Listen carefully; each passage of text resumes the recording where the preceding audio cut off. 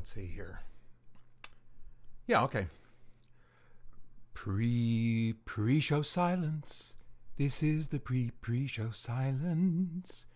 Pre-show silence. Silencing.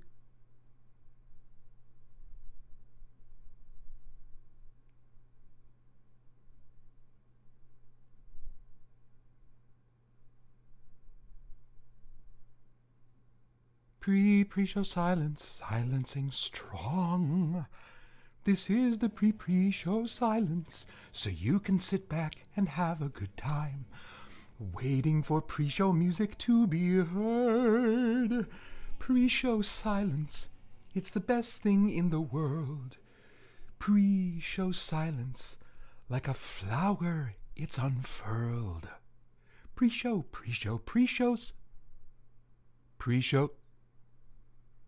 Here. Yeah, that almost works. There's a germ of something there.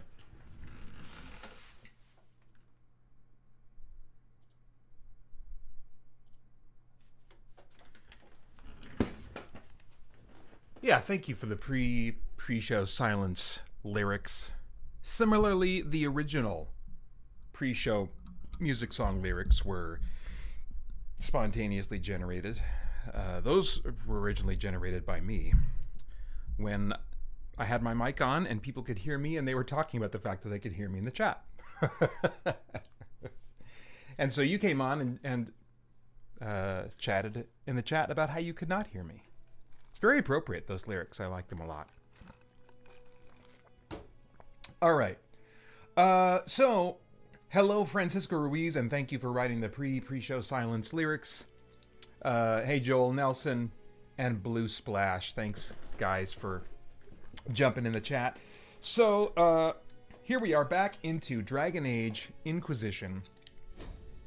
And it has been my intention with this playthrough series to, whenever I'm either recording or streaming, be focusing on main story content and to not do side quest stuff. Well, last time I streamed this would have been in February. And since then, some really enjoyable games have come out. And I just haven't had it in me in the times between February and now to sit down and play this game in my just personal downtime. And I've been busy enough that I couldn't quite justify doing it during my work hours. And so here we are. But here's what I know. I know that to advance the story, so I don't know if what I'm recording and streaming now will end up as part of the playlist, or if it'll just be like a little, like a side video in the playlist. I don't know what I'm going to do with it.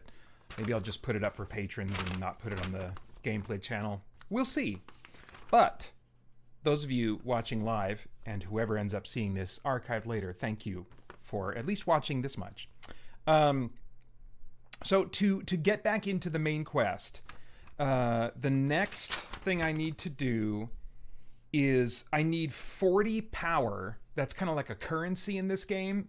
You generate power, and then you use power to kind of to buy things, to upgrade your characters and stuff, or to unlock missions and take on missions. Well, the main story mission that's next requires 40 power. And I don't know if it'll say here. Oh, there it is, upper left. I've got 22 power right now. And so as soon as I have 40 power, if that happens during this live stream, I'll start the main quest. But we may not get there. The other thing to keep in mind, that I'm keeping in mind, is that,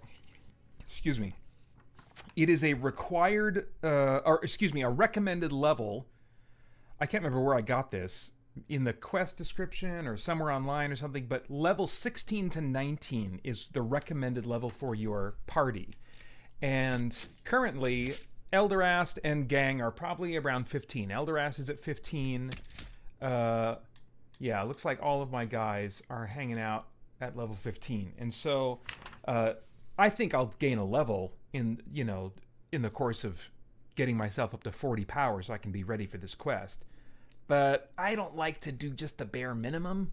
For story quests in games, if there's a recommended level, especially if it's a range, I like to be above it or in the high part of the range if there's a range. So, so good chances are good. Once I hit 40 power, I'll just take on the quest. But if for some reason my level isn't looking where I'd like it to be, then I may just do some more side questing. And while I'm doing that, I sure hope that there are dungeons, because over this last weekend, I got into 2 games, one that I bought, one that I came back to, a couple that I came back to, that were all just dungeons games. Turn-based, some of them action RPGs, like I bought Fate Reawakened, which is a collection of the original Fate games, finally remastered and brought to consoles for the first time.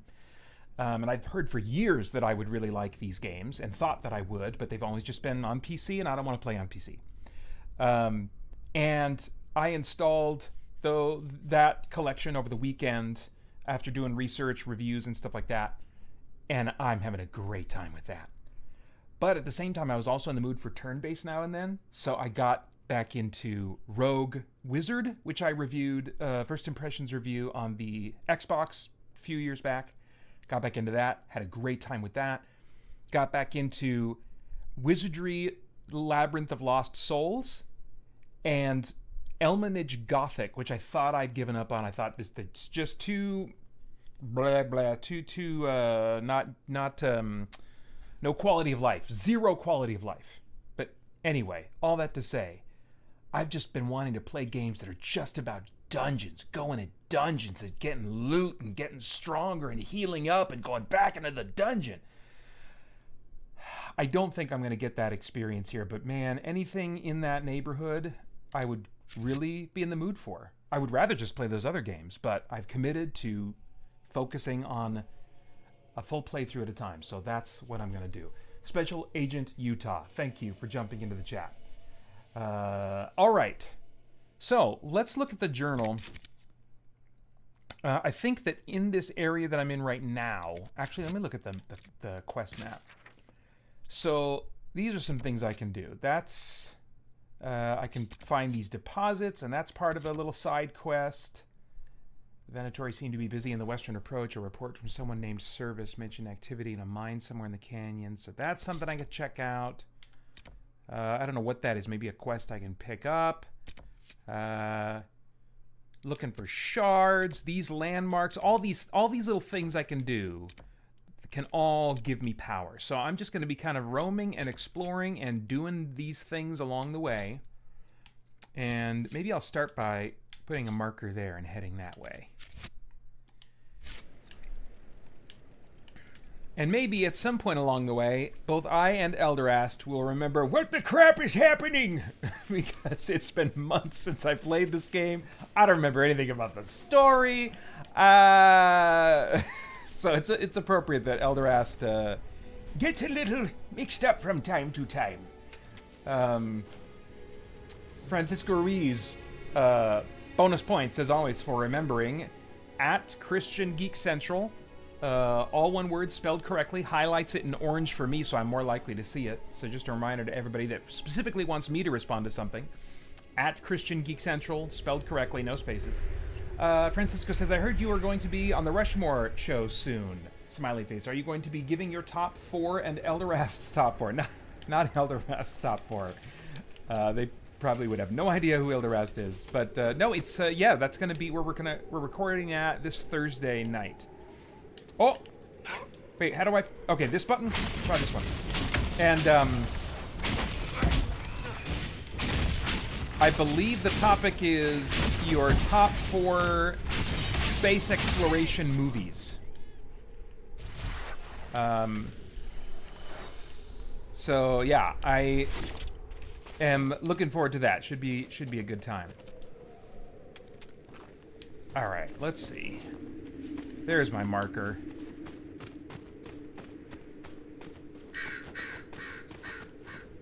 So as I am live streaming this, for those who watch the archive later, it is just a couple days before school is out here in Mesa, Arizona. Anybody have any summer plans that they're looking forward to?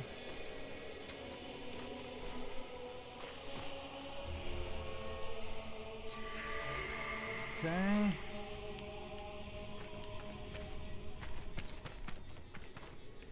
Summer gaming, summer movies. We got Fantastic Four. We got Superman coming out.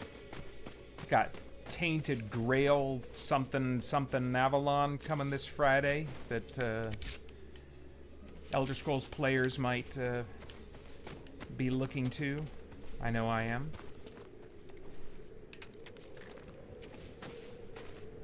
Okay, I need to already open up my map and find something else to go toward, because that was a lot easier than I thought. Let's go toward this. I think landmarks also more immediately give me power anyway. And I always want more power. Oh, but it's on. Looks like it's on the other side of that gate. I might not be able to make it over there. Francisco says, looking forward to the re-release of Indiana Jones and the Last Crusade in June. Oh, okay, cool. I didn't know that was happening. In theaters, or is it like it's going to be on home video again, like Blu-ray and whatever?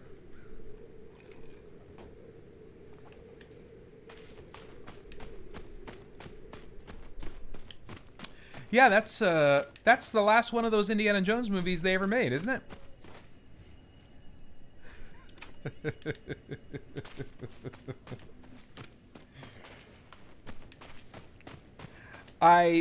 That's only in my mind a dig at the refrigerator one, Crystal Skull. I haven't seen the absolutely most recent one. I might have heard from one or two people that it was actually a good time, but haven't seen it myself.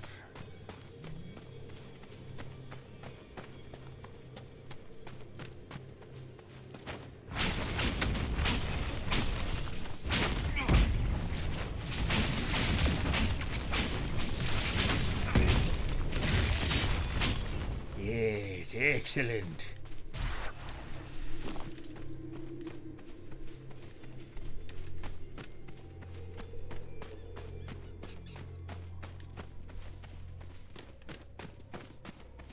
I was wondering a little bit how my voice might hold up tonight, because I thought I would be doing a lot more recording with my voice today, but it ended up not being that much. But man, Elder asked if I just, if he really gets talking for a while, he can certainly challenge my stamina.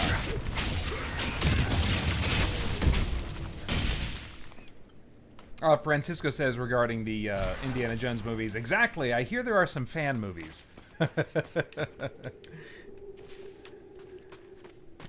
I am not sure if I know how I'm getting to where I'm trying to get.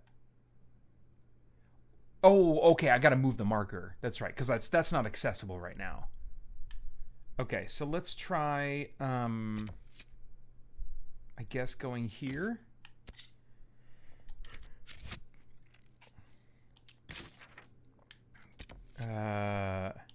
There we go.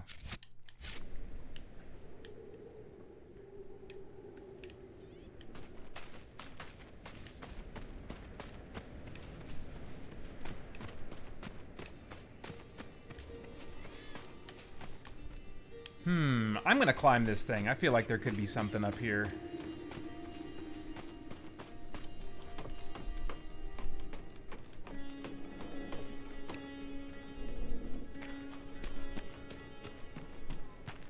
I got an email from someone, a longtime listener of the podcast, sharing their thoughts, having just seen the most recent Superman trailer, and I got the impression it maybe was the only trailer they've seen and haven't been kind of keeping up with the news and stuff. That's going to be interesting to see what that ends up being like, how much the trailers are lying to us, how much they're not. And whether or not there's any hope for a shared continuity DC universe in the cinema going forward.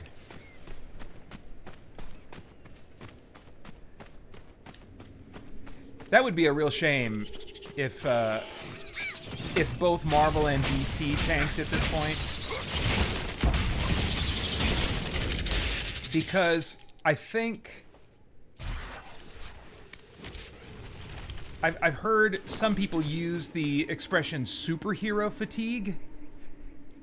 And I think what they really mean is MCU fatigue or Disney Marvel fatigue. Because Marvel doesn't have to have the vibe that Disney's been giving it. Superhero movies don't have to have that vibe. The beautiful thing about superhero movies, or superheroes in general, like comic books, is they can have such different tones going from one to the other. And so it would be a shame, I think, if both Marvel and DC at the theater just failed enough at the same time to give general, casual moviegoers the opinion that, oh, I'm tired of superheroes, when they're not really tired of superheroes, you know?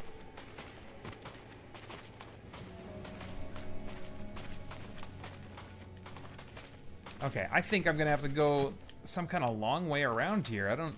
Oh, but here's some fighting up ahead, so this'll... let's see here. Francisco Ruiz just kind of bringing me into a topic going on in the chat asks, are you interested in the last quote-unquote Mission Impossible? Referring to, let's see, Dead Reckoning was the last one. It was originally Dead Reckoning Part 1, and then they very, very quietly took away the Part 1, I think. And then the sequel has been now named, instead of Dead Reckoning Part 2, Final Reckoning. Mission Impossible Final Reckoning, right? Yeah, I am interested in those movies. That, you know, they're not... I don't know. From one movie to the next, I feel like more than James Bond, maybe. Well, I don't know. It's hard to say. James Bond, Mission Impossible, these movies, they very arguably are geek genres, because especially when they dip into tech that, like, I don't know if that tech quite exists yet, you know?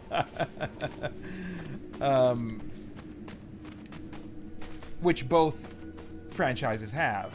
But I mean, it's still not hard enough leaning into what I would consider like geek settings, geek genre, that I make it a priority to review them when they come out.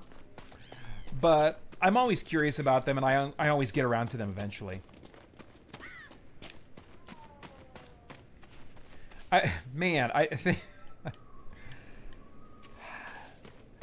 I think I've said this before. I feel like maybe even in a live stream, but like, poor Tom Cruise, I'm not sure he's gonna die in his bed.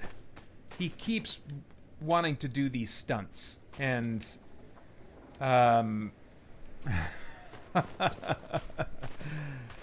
yikes, man.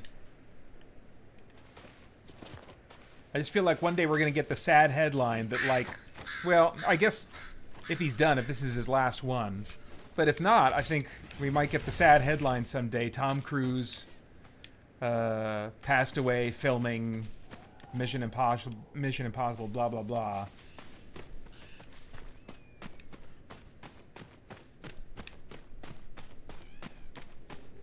I mean, you know, the guy seems to have some stuff going on in life, you know, connected to all the Scientology stuff, but that doesn't mean I would wish a violent death on him. But man, he seems to be putting himself up against the edge pretty regularly making these movies. Joel Nelson says, I'm not tired of superhero movies. I'm tired of the superhero formula. It's cliche, predictable, and boring. Yeah, I mean, like, and it's funny because I think I know what you mean by superhero formula, and yet the comics that I've read over the course of my life, yeah, there's definitely a mainstream formula, but there are superhero stories that break that formula, you know, and that's what I wish we would see more of, so that there would be more confusion when someone uses the phrase superhero formula as to what one means, you know. But that's not where we're at. You say superhero formula, and I think a lot of people have an idea of what that might be. You know, even if I have a different idea in mind than you do at the moment, it's just been repetitive enough. Oh, here's one coming up.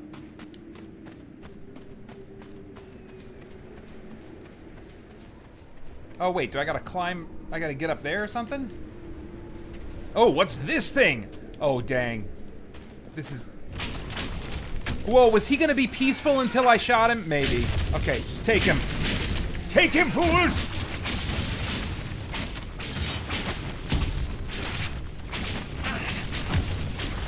Okay, good. That went a lot better than I thought it might. I ran into this random, like, buffalo or bull or something out in the wilderness, and it was scary... invincible.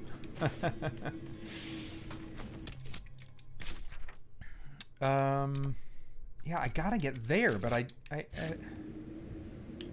Oh, that doesn't look too high up. Is there a way I can get up on that ridge that I just missed?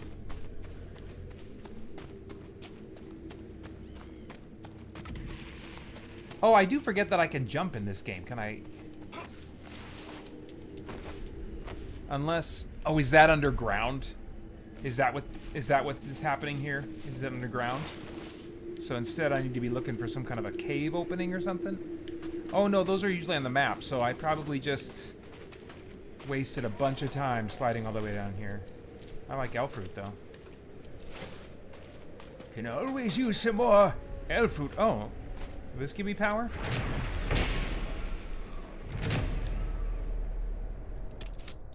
Nope, still at 22. Dang it.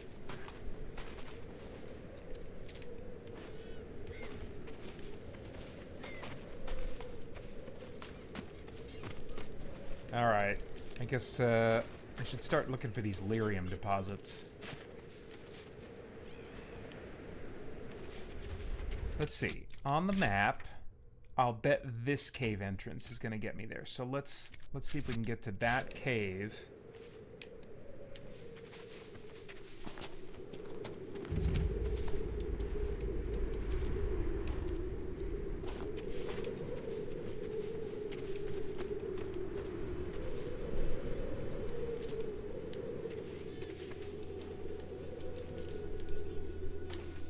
So what are some favorite fantasy games? And that's a wide open topic, because I'm not saying open world, I'm not even saying RPGs.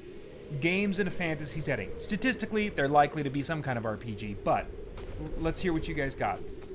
Favorite fantasy games. Start throwing some titles out there.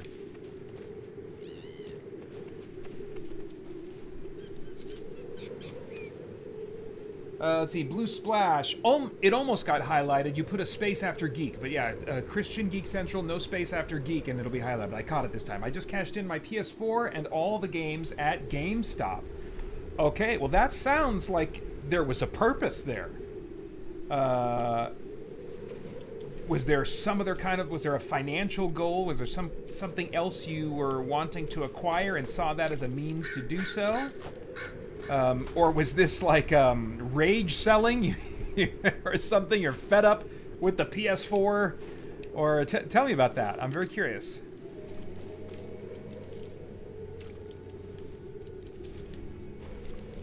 I used to do that much more when I was doing a lot of physical media, and it's been easier for me to just... Oh, hang on.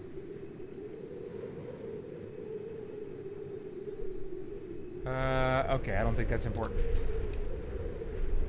Now, I very often buy games, you know, when they're having deep sales. I still buy physical every once in a while if like there's a game I got an eye on and it's just not going on sale digitally, and then I look on Amazon and there's like a used copy or something that I can get. That's why I think we'll always get consoles with disk drives as long as they include them, because it does not take long. And on both of these consoles, PS5 and Series X, I have already now purchased enough discounted games physically to make up for the added cost in getting the disc version. Francisco Reese says, time for me to head to small group. Have a great rest of your stream and have a great evening. Aw, thanks, Francisco. Blue Splash says, I gave up gaming on consoles and decided to go to my other hobby. Collecting? Okay, so what do you collect? What are you into collecting? Are you the action figure type, or comic books, or... I mean, I'm assuming it's something physical, maybe collectible card game connoisseur?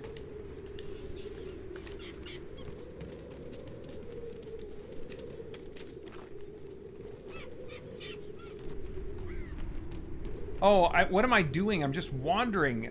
Oh, you know what? As long as I'm up here, let me go to this skull thing. But dang it, I missed the cave. I was right in front of it. Oh!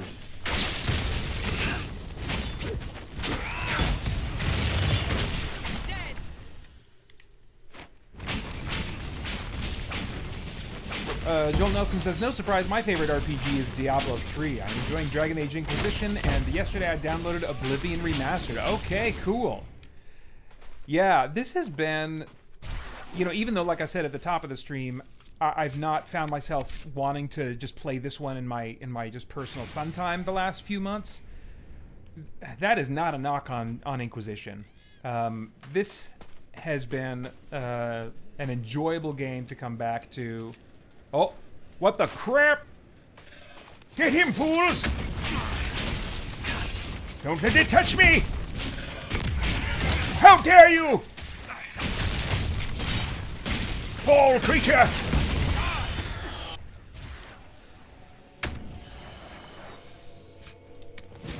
All right. Oh, another wolf. Here we go. Oh, and there's something else coming down the mountainside. They're all coming my way.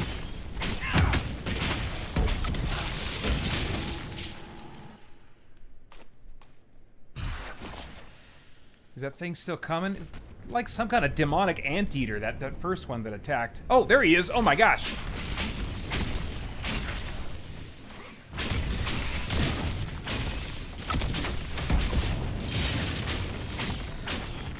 Good grief. That thing is ugly. But yeah, this has been a really nice game to come back to.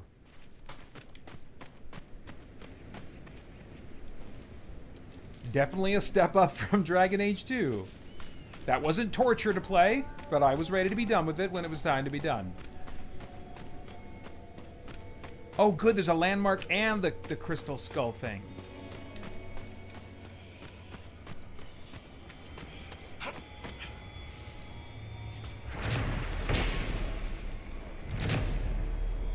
Alright, let's see what we can see.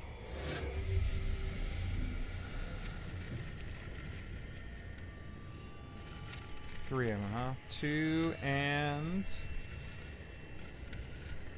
This game came out, I think, about the same time, not too far from Mad Max, and which also has a similar game, a mini game, where you're looking for shining spots.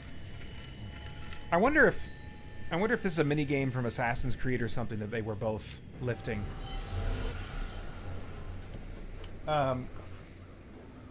Okay, so yeah, and Diablo 3. Joel's like in Diablo 3. Yeah, I almost came back to that. Man, I've got the attention span of a gnat. I see this this opening over here, this portal opening. Let me save. I haven't saved in a bit.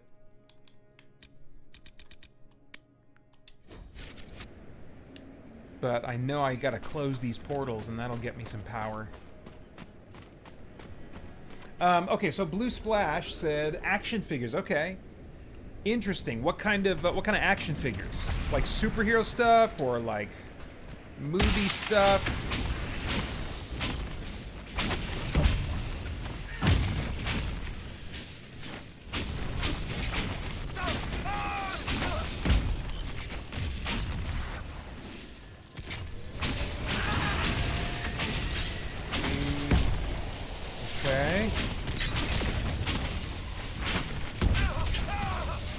Alright. This seems pretty doable. I haven't even used any regular spells yet. So that's a good sign that I'm on track in my leveling. Oh crap! Okay, so how do I... Okay, there's the thing. Couldn't remember how to get into like the pause mode. Let's see. Hey, Dusty Trout, thanks for jumping in the chat. Says, hey, Pater, don't know if this is the right place to ask, but do you think it's wise to hold to uncommon or very niche interpretations about certain verses, assuming they don't affect primary doctrine? Do you think it's wise to hold to uncommon or very niche interpretations? Well, it depends on, you know, how, if by hold, how tight is the hold, you know? I would say that, I mean, where I start and what I was taught and what is just, I can't think of a more reasonable way to approach Scripture, is to base your doctrine, base what you believe, base your conclusions on clear passages of Scripture. And then any passages that are a little unclear or very unclear, that those hold less tightly to your interpretation of those. And certainly don't hold to an interpretation on a less clear passage that would fly in the face of what is clearly stated elsewhere in Scripture. So I mean, that's kind of like the principle I work with. It's like, okay, the passages that we look at and say, well, that's crystal clear. There's, unless you have a really strange view of interpreting Scripture, that's very clear what this means. And then if we then assume that Scripture is not going to ultimately teach something that is contradictory. I mean, there's different periods in Scripture, and God was doing different things with different groups of people, so you're going to run into some differences in that sense. But in terms of the universals, we would expect not to see conflict there. So, but I mean, yeah, I think that, I mean,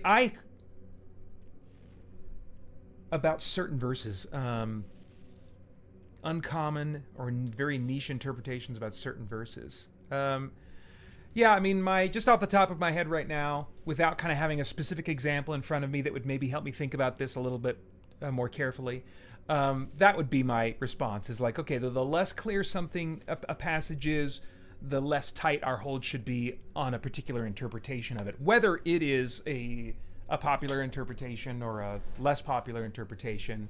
I think the wise and humble way to go is to say, well, I think it's saying this. This seems to me to be what it's saying. But I'm open to hearing another perspective. But this is where I would lean. We can talk about our leanings. This is where I would be persuaded. This is what I think it probably means. You know, I think if we're using those kinds of terms as we're talking about interpreting Scripture, that's gonna keep us from getting a death grip on an idea that's false. So, all right, I'll get to Blue Splash in a second here. Let me see if I can kill something. Did that guy just vanish? Oh, there he is. Okay. Oh! Oh my gosh.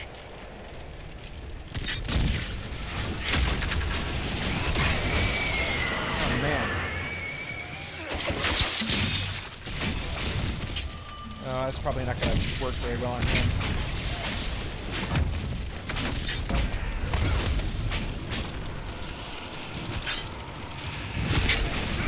Oh! Close it. There we go.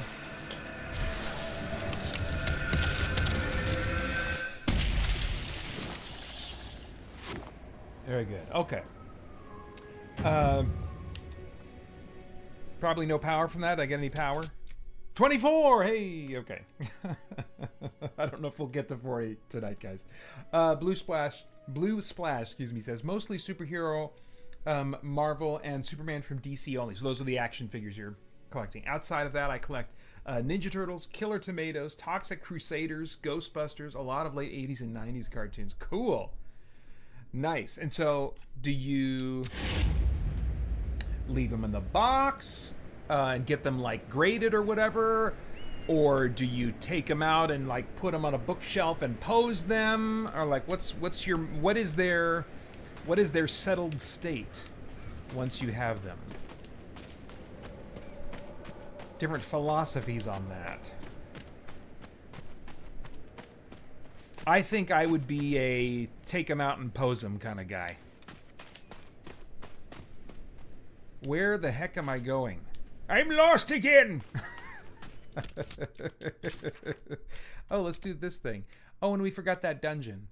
Oh, there's so many things to do. Let's go back here. Let's go back here. I don't want to forget that.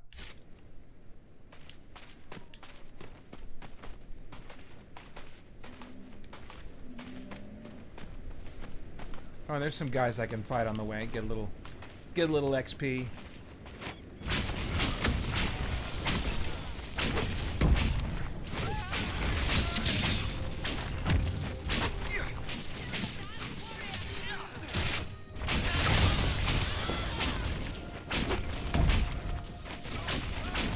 Alright, see, Dusty Trout says, I hold to a strange interpretation of the nature of the curse that the serpent/devil received in the garden, and I'm uncertain how confident I should be with it since it's uncommon. Nothing too wild, lol. Yeah, I mean, like, that's the kind of thing where, like, the local church is so awesome. Particularly, you know, assuming that you're at a church where, like, the Bible is valued and it's encouraged to be explored and to be talked about and to be questioned. And then you can have, like, some great conversations with other believers and ask, you know, like, what do you think of this? Like, is this weird? Is this crazy? What do you think? What do you think, you know? I mean, and having those kinds of conversations. I love having those kinds of conversations with other believers.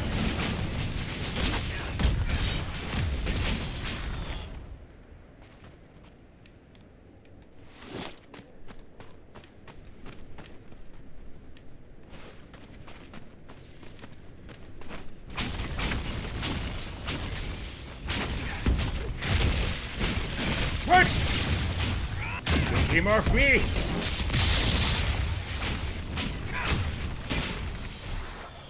Here we go.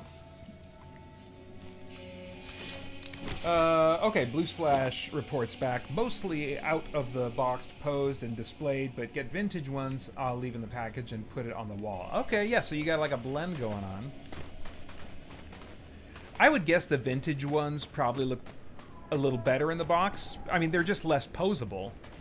And so there's maybe less of a pull. There's less potential for them to be used in that way.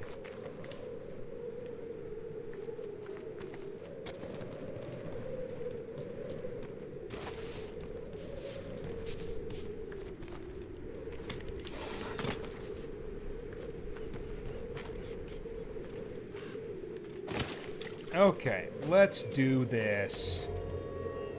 I think there's a landmark in here.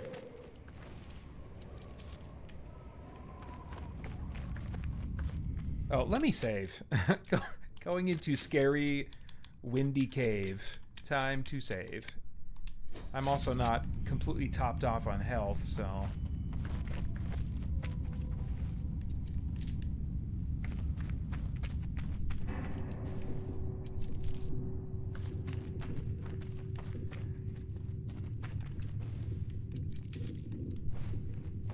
few minutes ago when I was picking stuff, I was like, oh, I should just be trying to get power as quickly as possible, not picking up all this stuff. But then I remembered, oh yeah, there's a person back in camp that basically gives you quest rewards for bringing back different things that you collect out in the field. There's this thing. Yeah. All right. 3 out of 15.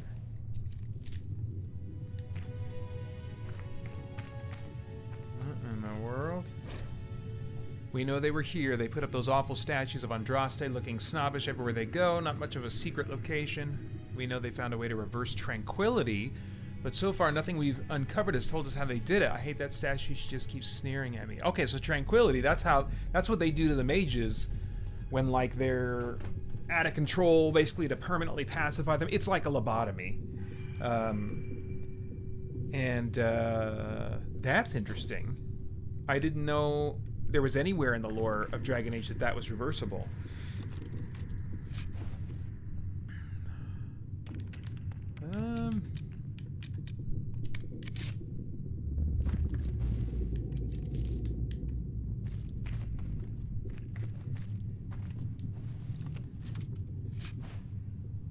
Oh, what is this? Something somebody's gonna want? I'll check out. When my inventory gets full, that's when I'll kind of do a check over of equipment upgrading. Blue Splash says, remember a cartoon in the 80s called Inhumanoids? Oh gosh. No. The first cartoon that came to mind was Herculoids, but I think that's pre-80s. It was just in reruns in the 80s when I was a kid. That's like a Hanna-Barbera, Space Ghost, you know, that whole family of characters. Which, man, I've read some comics. I have some comics of Space Ghost that were like kind of an updated, more serious take on the character that were really cool. I would love for some of those Hanna-Barbera characters. That's like, man, if they want to go back and create like updated versions of some of these properties, that was such a cool era of like Herculoids, Space Ghost, Thundar the Barbarian. I've said multiple times on the podcast, on live streams, I want a live action Thundar the Barbarian show, movie, but like serious fantasy, because that world, it's like sword and sorcery, but it's also post-apocalyptic Earth or something, and like it reminds me of the world of, well, Elix, the video game series Elix, may it rest in peace. I don't think the third one's ever going to come. Seems like it was really inspired by Thundar's world, but so no, Inhumanoids, I don't recall that. And let's see. Blue Splash says, yeah, I really keep them in the box. I really like the box art that was, oh, that's right, the box art that was hand-drawn, not computer copied, like today, like modern things. Yeah. See, Dusty Trout says... The approach seems to be recovering from the old blight. Blights scar all they touch. To see wildlife thriving here, it is deeply unexpected. I didn't say you could talk! Dusty Trout says, what was your favorite Game Boy game, Pater?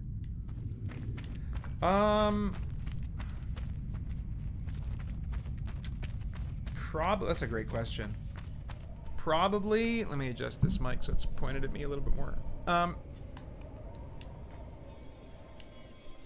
Probably Final Fantasy Legend 3. I played through a lot of Final Fantasy Legend, but haven't finished it.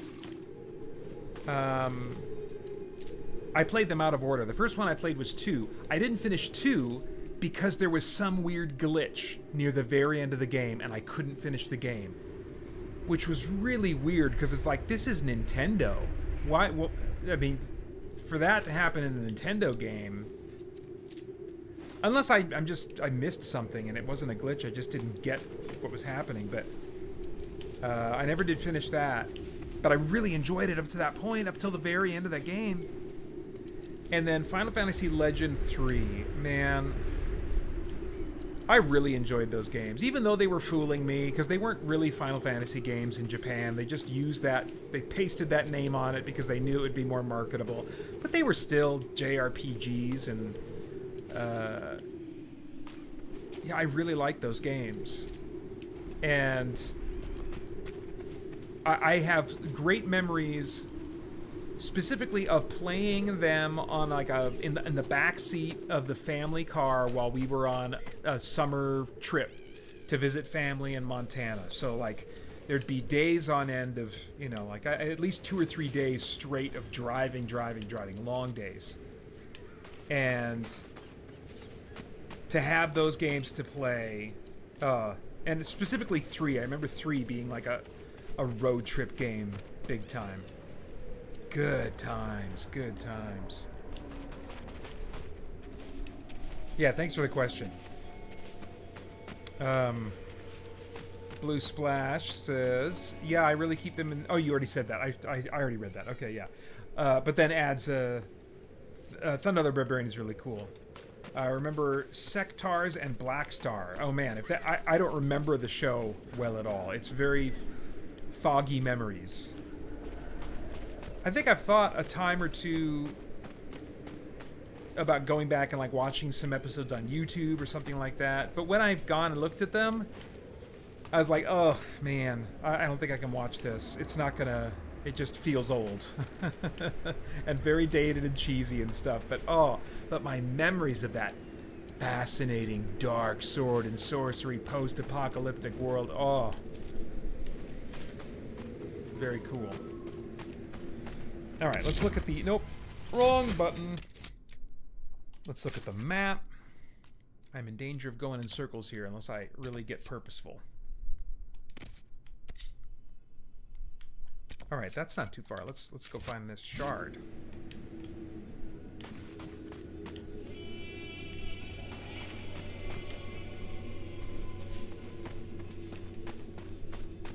Oh, okay, that looks like it's maybe up on the ridge or something. Oh, there's a ladder to it. I see it. I see it. Okay.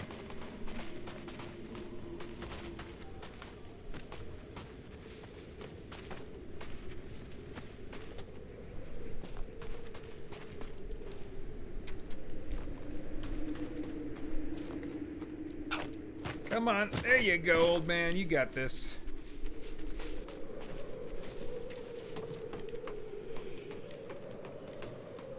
Nice.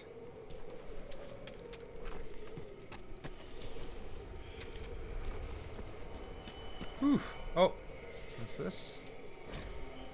Stern note of warning. Okay, doesn't look like that applies to me. Oh, this guy came up... Did he come up here and just died?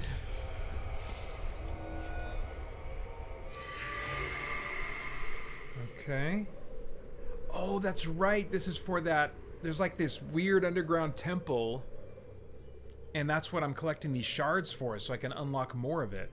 Okay, interesting. That's another shard. And that's a shard. Okay, let's go that way.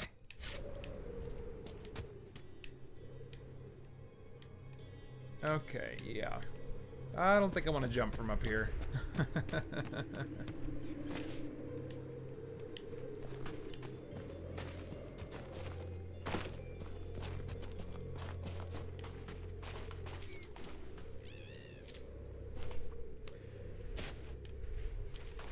Blue Splash says, yeah, the 80s with the Masters of the Universe, Voltron, Thundercats really was dark and wizardry. Yeah, totally. He-Man, too. And I guess we're getting a live-action Masters of the Universe that is, I guess, coming to Amazon? Somebody on the Patreon Discord server, patreon.com/SpiritBlade Productions, just today, I think it was, or maybe over the weekend, posted something about how the Voltron movie, which I guess Henry Cavill is in or producing or something, that's also an Amazon thing, but it's coming straight to Amazon Prime instead of going to theaters.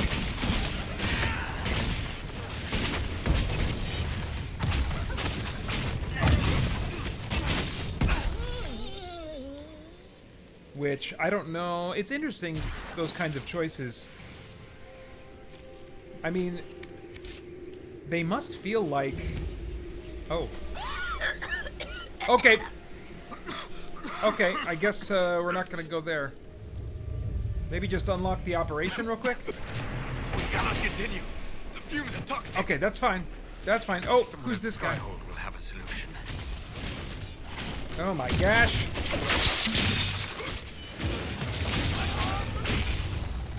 Oh, another baddie coming.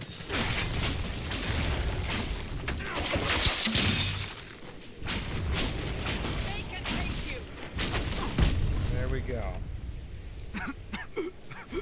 Alright, settle down. I'm just getting the loot.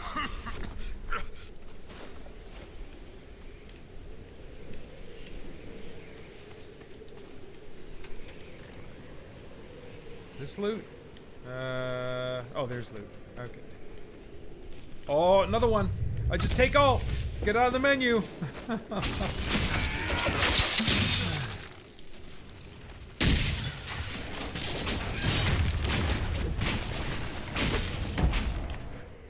Nice.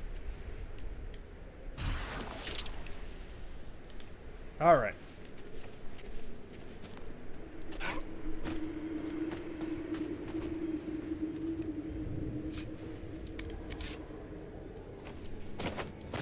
There we go.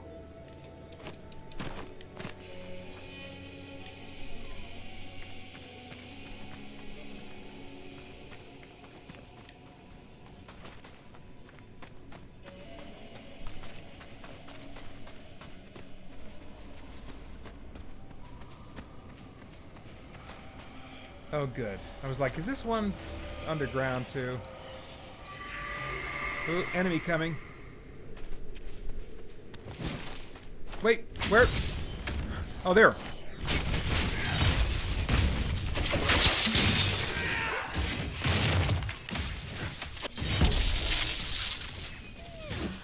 Nice.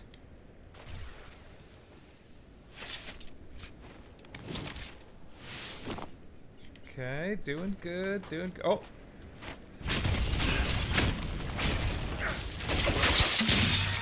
Oh! I tried to freeze him, it didn't work.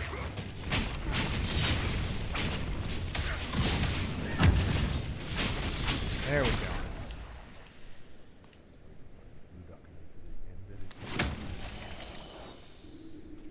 What?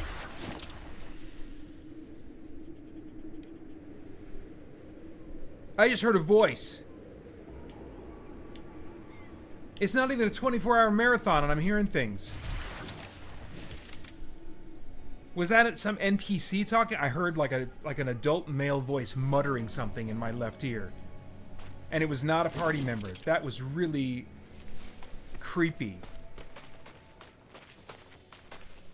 It almost, I mean, and the audio quality wasn't that great either. It almost felt like I was in an audio Discord and someone accidentally turned their mic on, but I am not. I'm just connected to my game and that's it.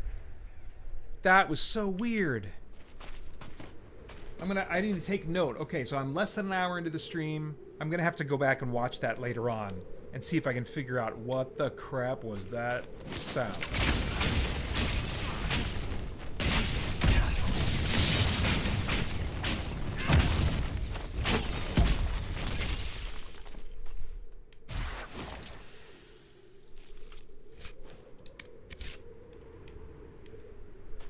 All right. Where to next? Oh, that's not too far. Let's go there. Nice.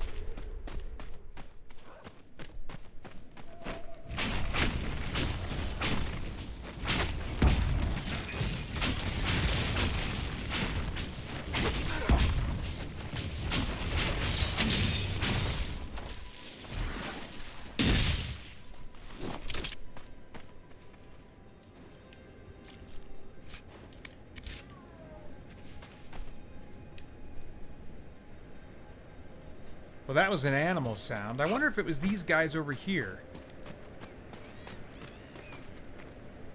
Well, they're bad guys.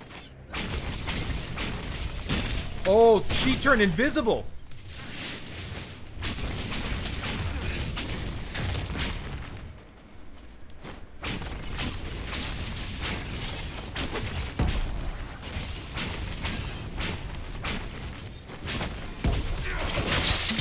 Oh.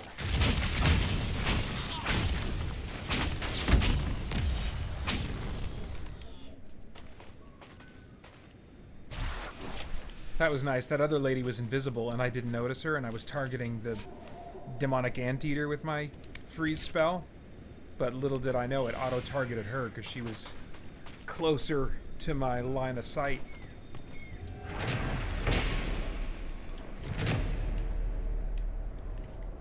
Okay. Doing good, doing good. I think some of these are going to be kind of like...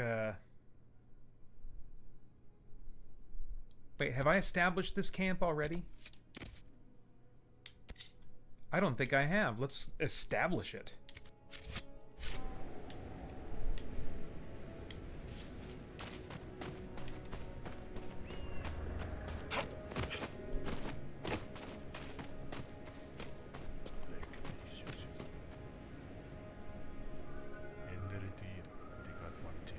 That was it. You hear that?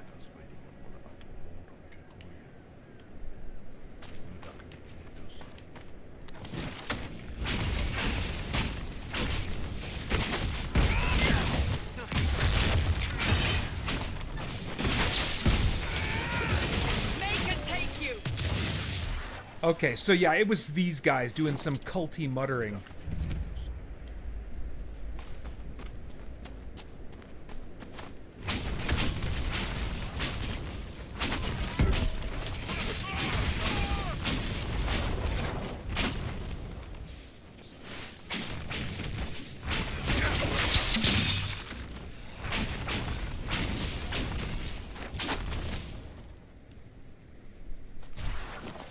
Get all of them? Alright. Joel Nelson says, on the Xbox controller, if you click the left stick, it sends out a ring that highlights objects that can be picked up. Not sure what it would be on your controller. Oh, yeah, I'm using Xbox.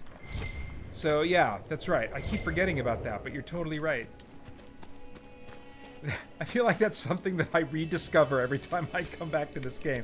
Oh, yeah, that's right.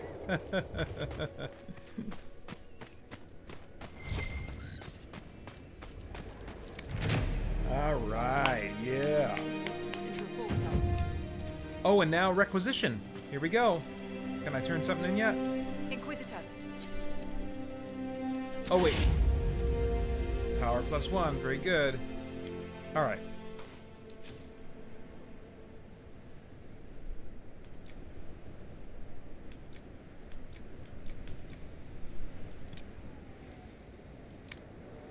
Can I... Am I doing... Oh, craft item. There we go. Oh, +1 power. Okay. Cool.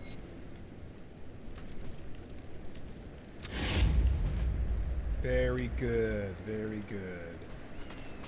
And potions are equipped. Oh, exclamation point. You got something for me? Inquisitor, I've something for you. What is it? This could help us. Oh, cool. Nice. See, that's why I was collecting stuff. Because, like, I come back here, she gives me a quest. Oh, I've got all those things right now.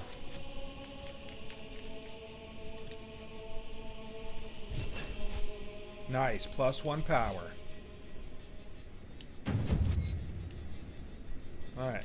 You got another one for me? This might interest you, sir. Report! What is it? Could prove useful, sir. Oh, close. Okay, so 3 more lazurite, and then I'll be good to go. Oops. Almost blew her up. She wouldn't get hurt.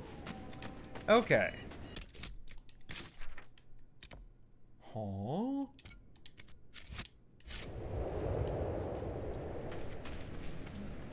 Alright, I haven't saved in a bit.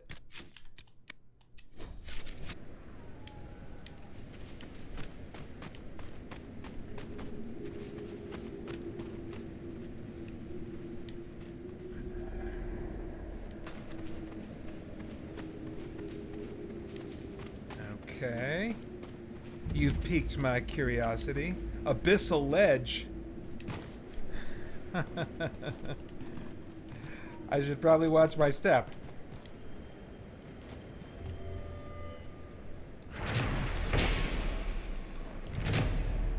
Alright, cool. Should I keep going down?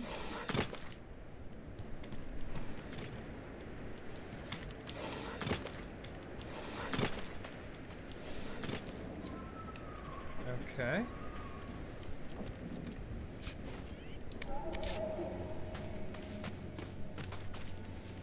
I think the... Oh!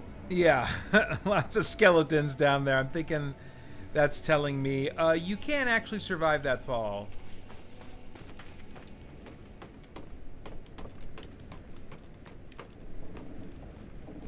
So Joel, you said you bought Inquisition.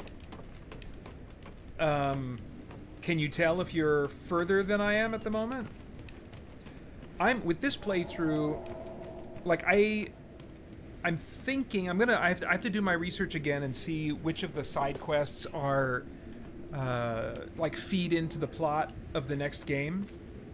But like I think one or two of them do, and but either way, I'm gonna play the side quest stuff. I'm gonna do post-game stuff that I didn't do last time. Like, I didn't hunt all the dragons that I could have hunted last time, and I definitely want to do that this time. Not necessarily as part of this this video series, but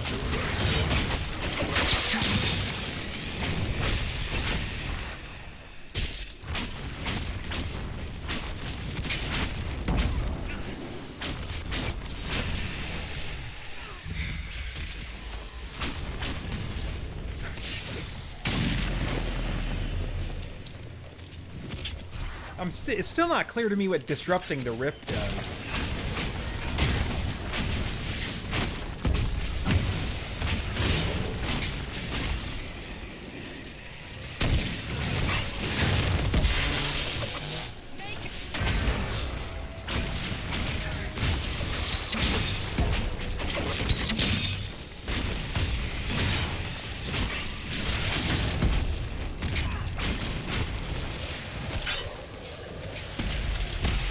There we go.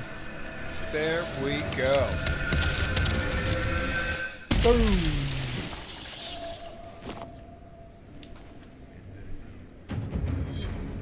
Culty muttering. The audio makes them sound like they're a lot closer than they actually are. Oh, +2 power for that. Very nice. That's creepy in my ear.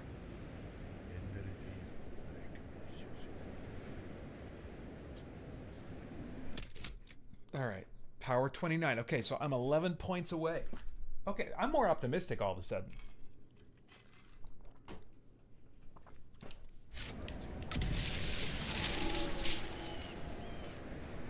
Okay, let's think about... I don't know, I think when I hear culty muttering, I should probably go take care of it.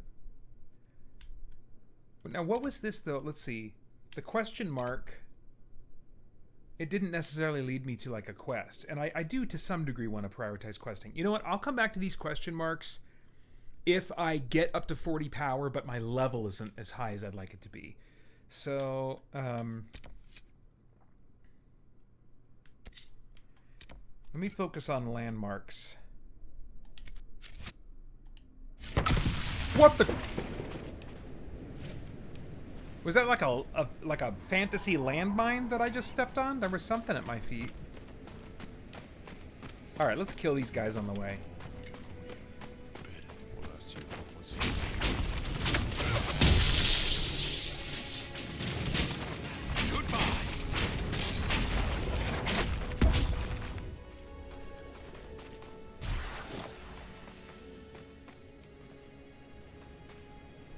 All right.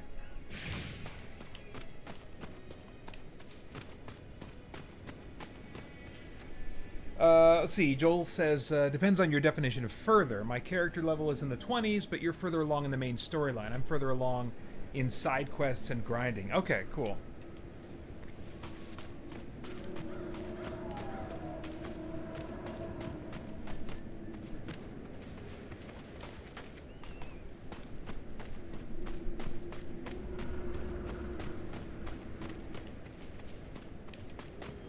Yeah, I want to do the Jaws of Hakon, and what's the other one? Got them marked in here. Jaws of Hakon and the Descent. Yeah, the Descent is especially. I'm looking forward to that because that's like a dungeony type thing. Oh, well.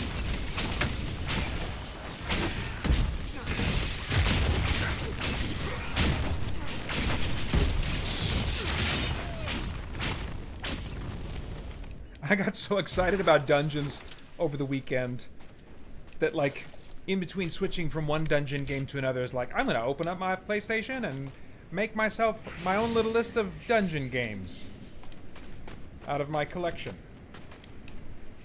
Because I wanted to... There's some games that I just kind of forget about. I buy on a sale, and I always intend to get back to them.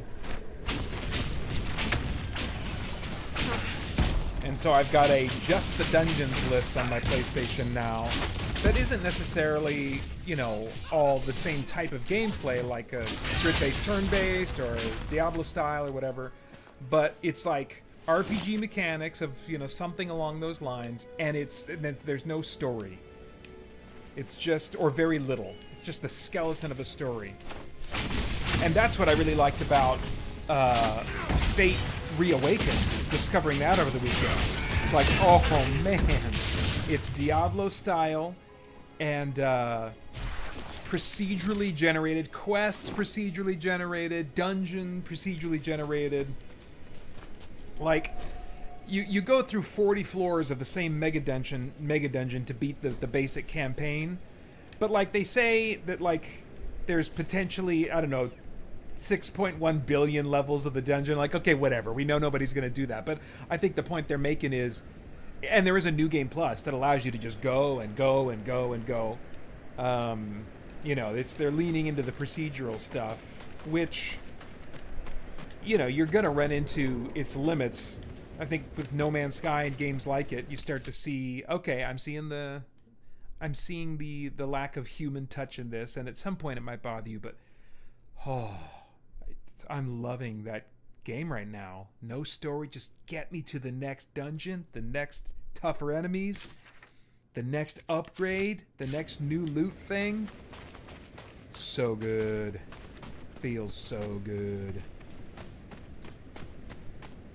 And then I just got to a point in Elminage Original, which is like a grid-based, turn-based, party-based, just the dungeons, ma'am, dungeon crawl, where like my characters are just strong enough now to be out of the zone of like, hey, one fight and then we go back and rest. You know, like they're finally at the strength level where it's like I can stay in the dungeon for a little while and see some nice progress, and going from 0 to hero, 0 to legendary in RPGs is something I've discovered I really enjoy.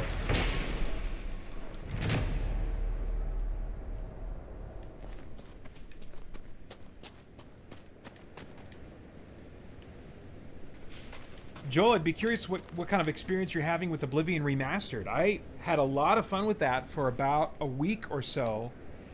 And then a couple different things contributed to me kind of losing interest, at least for now, but significantly one of them was the crashes I kept running into in the alchemy interface. I love doing alchemy in that game, but it kept crashing. I was like, nope, I don't want to play this game and neglect and just avoid the alchemy system. It's a major draw for me. So I don't know if you're running into crashes or anything similar. Boy, that looks like that's in a place that I might not be able to access.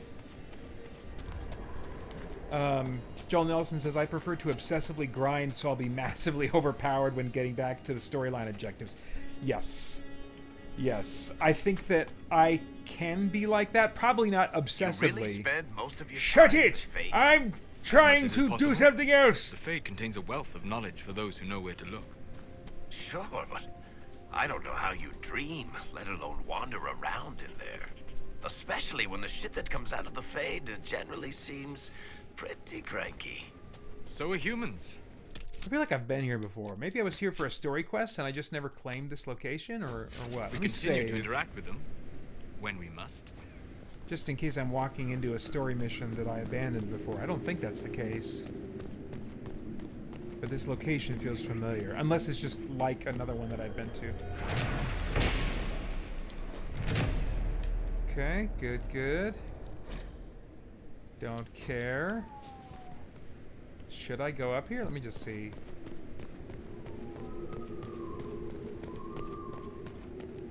Oops, wrong button.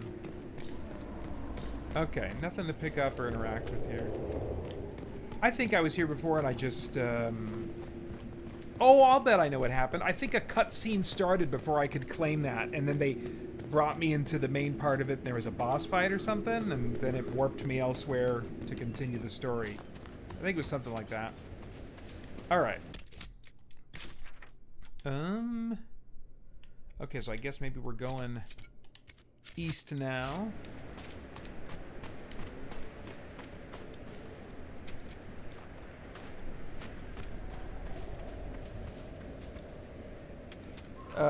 Blue Splash says, remember Silverhawks? Oh, yes, I do. Now, I did not, like, get full bore. I think I was a little late to Silverhawks. But I just loved watching. I know it basically, Silverhawks is the same template in a lot of ways as Thundercats. I don't know if they're in the same universe, but, like, you know, Thundercats has Mum-Ra and has that Mum-Ra transformation that's like a big deal, and they show it in the opening credits or something, I think, every time. I don't know, but there's something like that. The villain of Silverhawks, I don't remember his name, but he had a transformation sequence that I think was featured in every opening credits sequence. I was mesmerized by that. I thought it was the coolest thing in the world. I think the show itself maybe didn't hold my attention as much as that opening sequence. But the design of their costumes and stuff and the whole sci-fi aspect, I thought it was really cool. Really cool idea.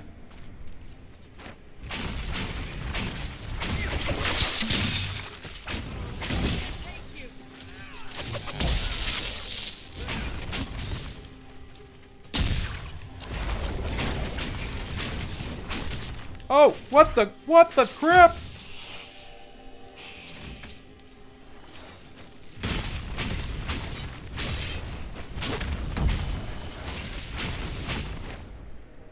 Alright. So we're creeping up to level 16.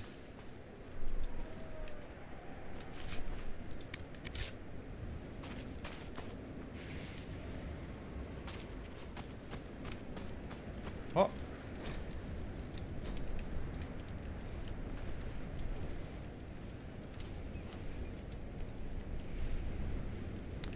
Hey, McKady Nelson, thanks for jumping in the chat.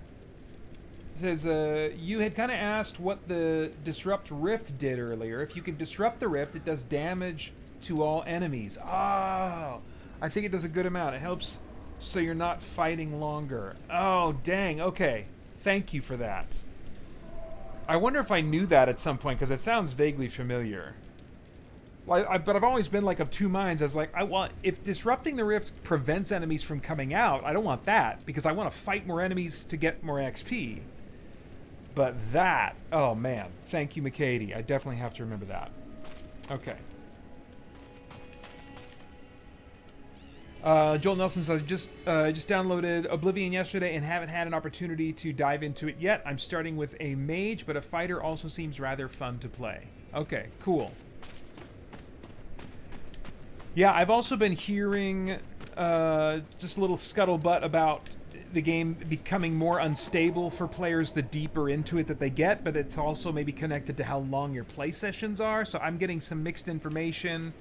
Either way, I know that the devs are getting input and wanting to respond to player feedback, so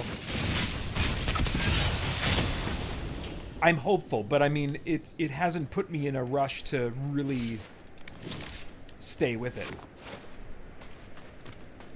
I'm looking forward to trying this game coming out on Friday, called Tainted Grail: The Fall of Avalon, I think, which is modeled after Oblivion and Skyrim, kind of a AA budget game that isn't probably going to be as big and expansive as those games, but maybe, I think still sizable.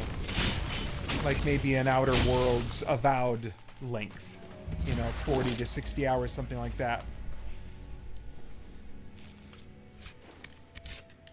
But it looks like all dark and serious. So So I'm on board.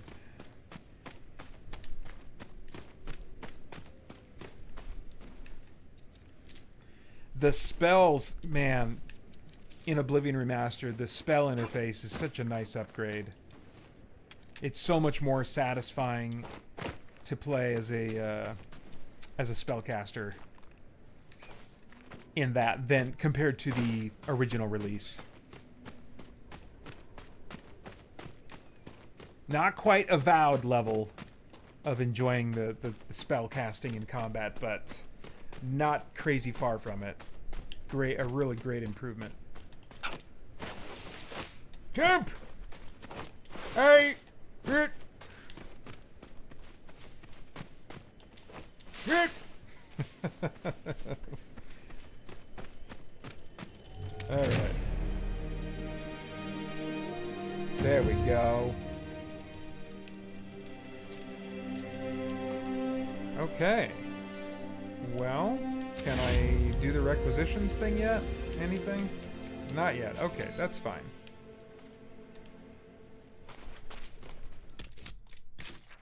Oh, we got some things nearby here. Let's just head south.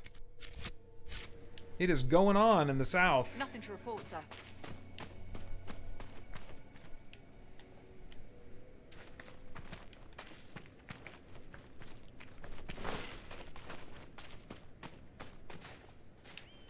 Wrong. Let's see. There we go. Okay.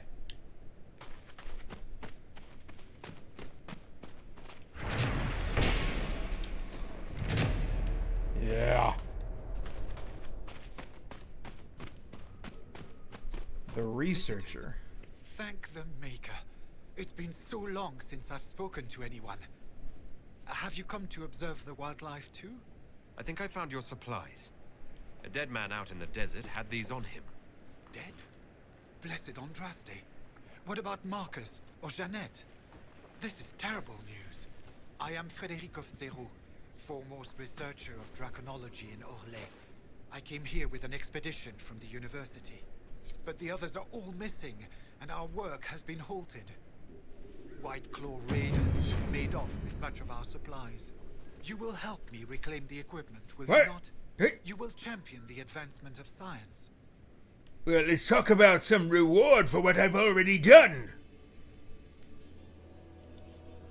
I don't care about him or this place. I found your supplies. Now give me things. I have the supplies you were waiting for right here. Now that I have my recipes back, I'll be able to concoct a bait the High Dragon cannot resist.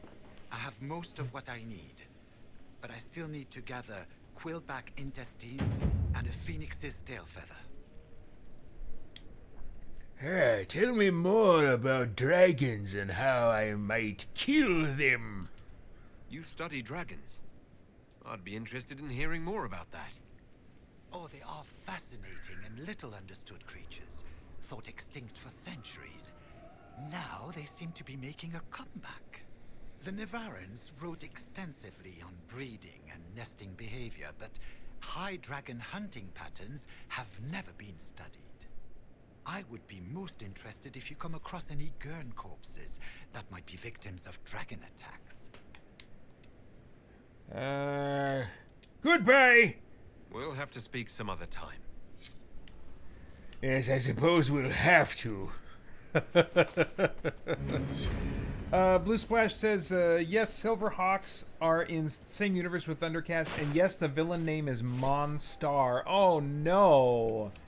Is it really Monstar? Oh, that's a bummer. It was really cool in my memory. That took it down a peg. It seems return whenever you like. But hey, I'm man, always glad of the company. I'm always going to have a soft spot for a guy named He-Man. What was that? Oh, my fellow researcher. What can I do for you? Give me things. I thought he had an exclamation point. I thought... We'll have to speak some other time. Goodbye. Oh, that's disappointing. Maybe I just need to go get his ingredients or whatever. Okay, so don't talk to him for now.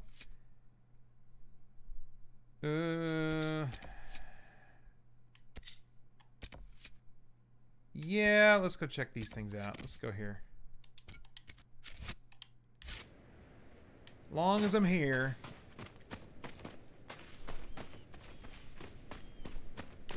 Let's save, though.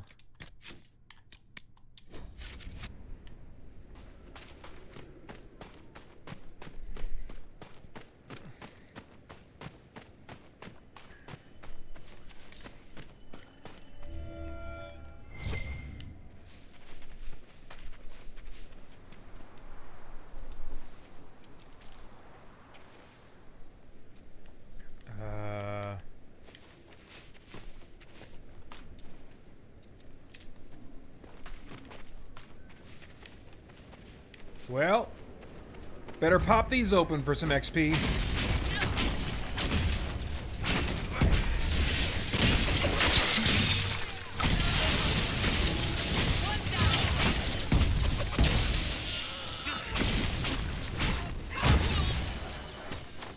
Nice.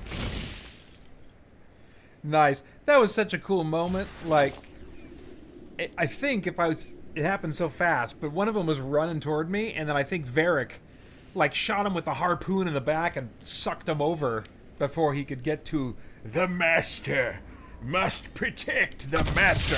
Oh, those things are like little mines or something. Crazy.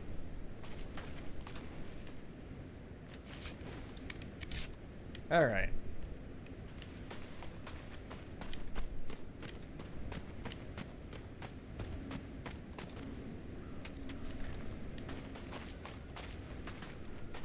Oh, this way. Okay. Oh, what is that?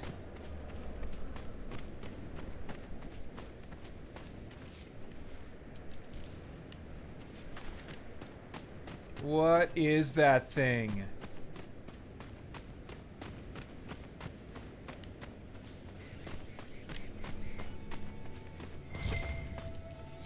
The end must be nearby.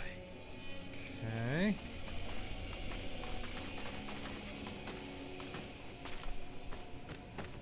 Maybe the end is near this creepy temple-like structure.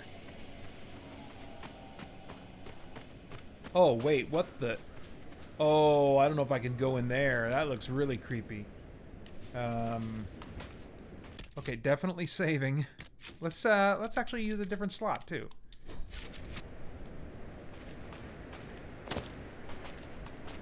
Yeah, that doesn't look safe.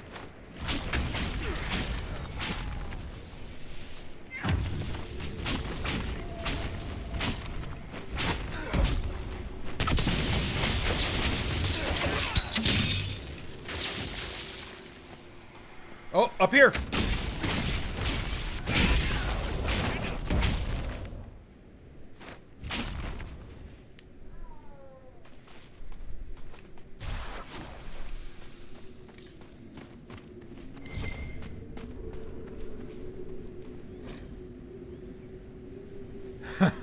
It just keeps staring at me. It had to go.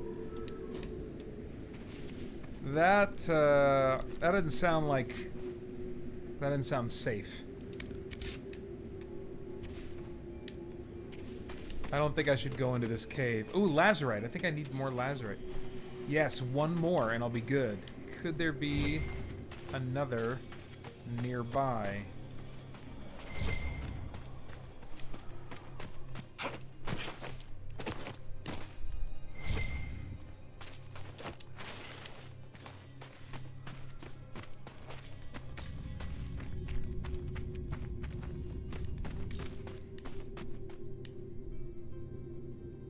What? Is that like creepy, this is the edge of the map, you can't go any further? It was doing weird things. Can I get up there?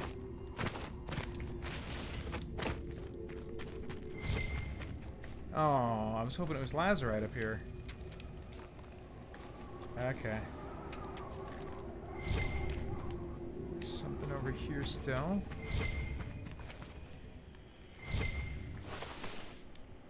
I wonder... Oh! Oh! Yeah, there we go. Alright, so we can fill that requisition. That doesn't look safe. So I better touch it.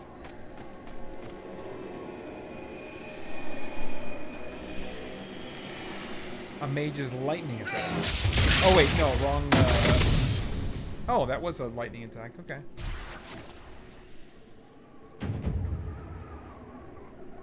I am afraid.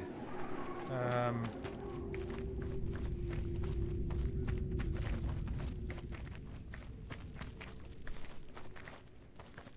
be baddies in here?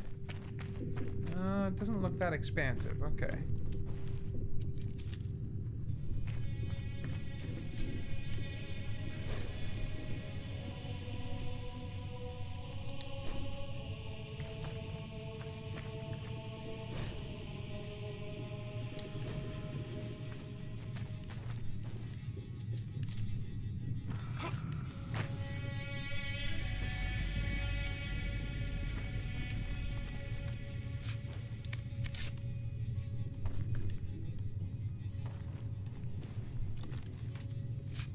Oh, before I forget, Joel, if you're still watching, you mentioned really liking to like grind and over level and stuff.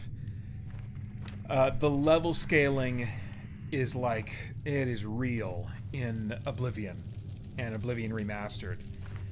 I think the only way to stay ahead of the curve is to think not of gaining levels as the way you grind, but of getting better gear and training as much as you can.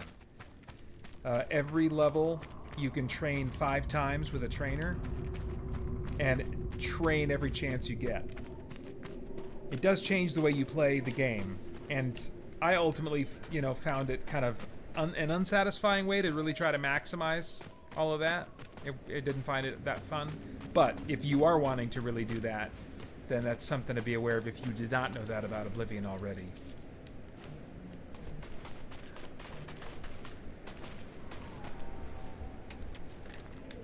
All right. I think I'll be fulfilling a requisition quite soon.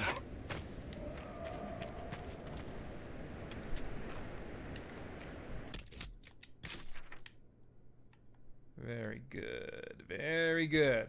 All right, we're going to check that out, but we're going to warp here. Can we warp? Yeah. Beautiful.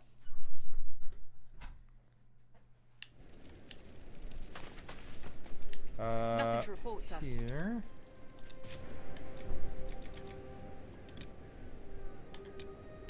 Craft it. Yeah. Okay. You got something more for me? Inquisitor, if you have a moment. I do. What is it? See for yourself, sir. Yes. Oh, more lazurite. Okay. Man, I need a lot of that. Okay. That guy, I don't want to talk to him. Oh, have I been to that shiny skull thing over there? I don't think I have, if it's being shiny. Let me see if it's even on the map. Oh, it's this question thing. Okay. Yeah, let's go check that out, because... Oh, Blackwall. Ugh, I don't even know if I want to do this. See, the next time I talk to Blackwall, he's one of my companions. And, like, last time I talked to him, he left the party. So I've been doing bad things that have been ticking him off. And so once I talked to him and he left the party, he's like, oh, forget that, revert, save. And so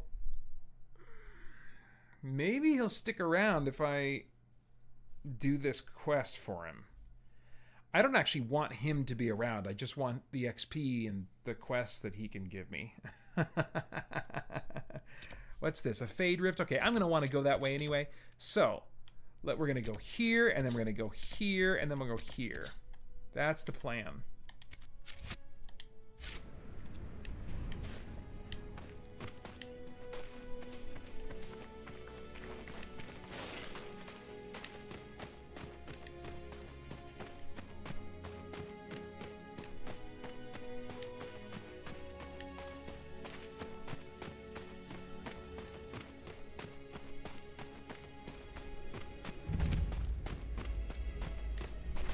No baddies to fight? That's a little surprising. Oh, but This it's... is a big operation. What's going on here? Okay, so there probably are some baddies to fight, but I gotta investigate. That was loud. Oh, is it... I don't know. I think I'm gonna have to investigate. Can I open these? Doesn't look like it. Oh, there's some baddies over there. And that looks like, yep, that's Lazarite. Come on. There we go. Oh. Oh, that's pointy. I think the Lazarite is pointy. Yeah. All right. Okay, let's go hurt these people.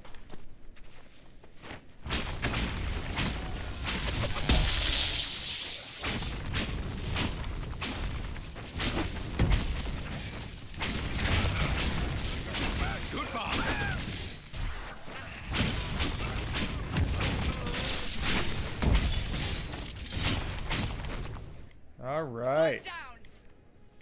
Is this a... Let me test. Oh, I thought it would blow up. Huh. I don't know what those... Oh! Oh, it's on a timer, maybe. Okay.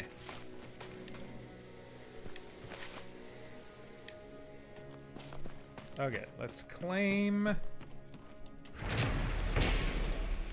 Very good. And I'm probably gonna have to go down into this mine and do some dungeon delving. I think my power, my leveling is not keeping pace with my power gaining, so it's probably time to do a dungeon anyway. And hey, I want dungeons. What is that? Alright, well, oh.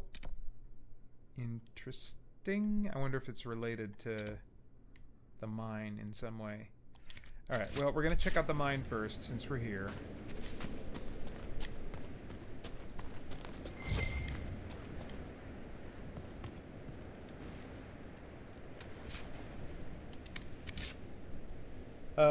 Joel Nelson says, I didn't know that about Oblivion, but I don't think it will bother me. It's another aspect of the game I'll incorporate into my playstyle.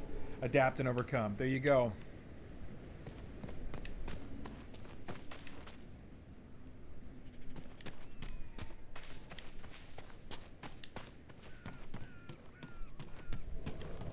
Whew, okay, that looks deep and dark. Oh, here we go.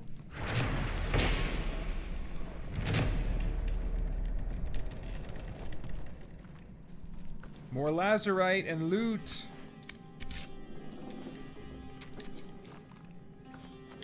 Oh my gosh, is there no ladder here? I almost walked off the edge! Good grief! Okay, so I guess this maybe isn't a dungeon I explore. Let's go check out that cave. I almost walked off the edge. Good gravy. Can I get in over there?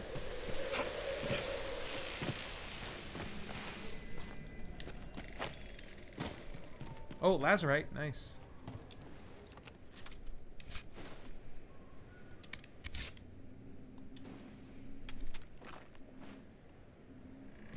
Huh.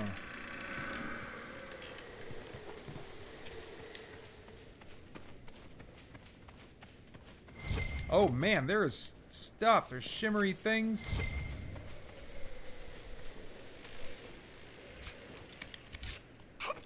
Yeah.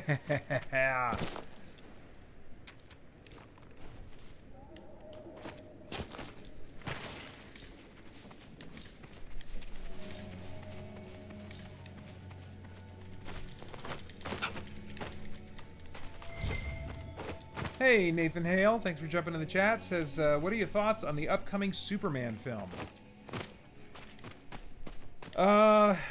I'll tell you when I see it. That's like the... It's we'll see. It's we'll see. Are my thoughts.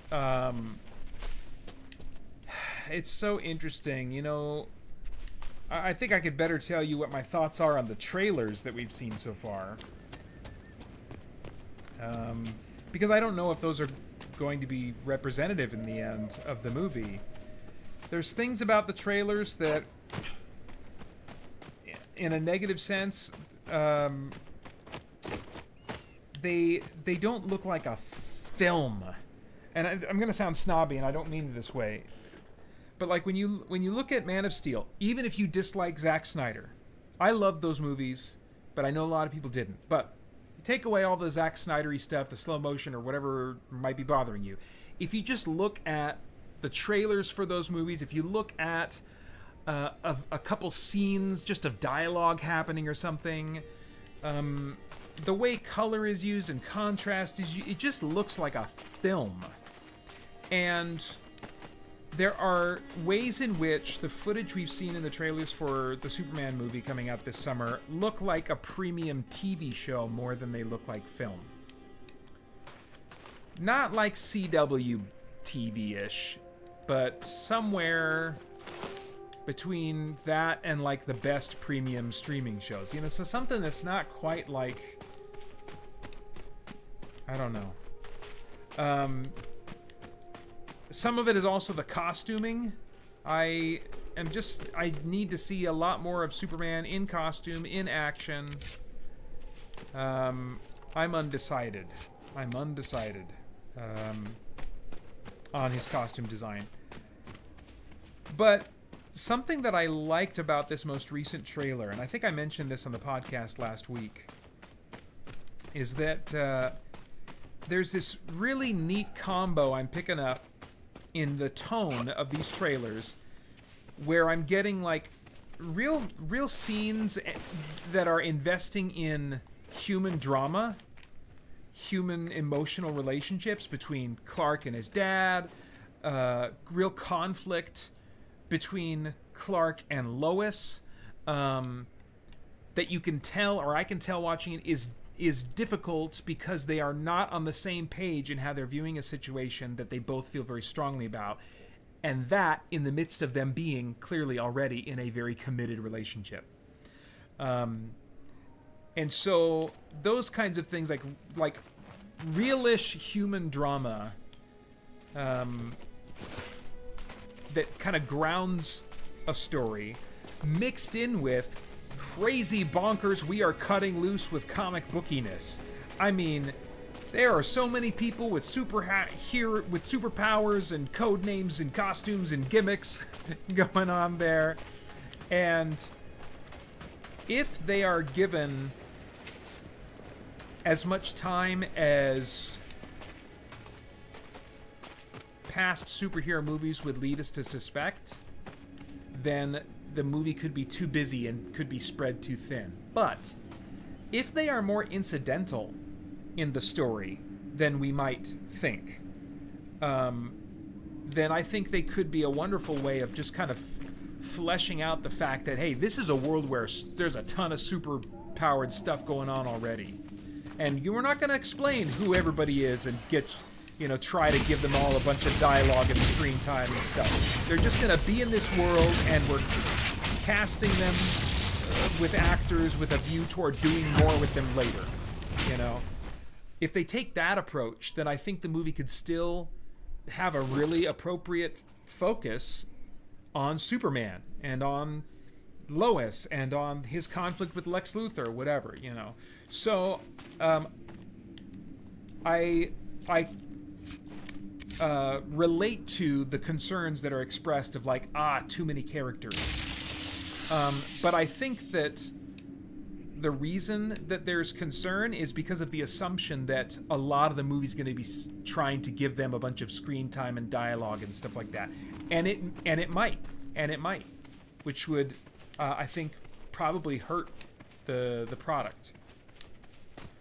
But I think there is a way that they can do it where those characters are just showing up now and then, and the movie is not trying to get you all acquainted with them and caught up on their backstories and all that kind of stuff.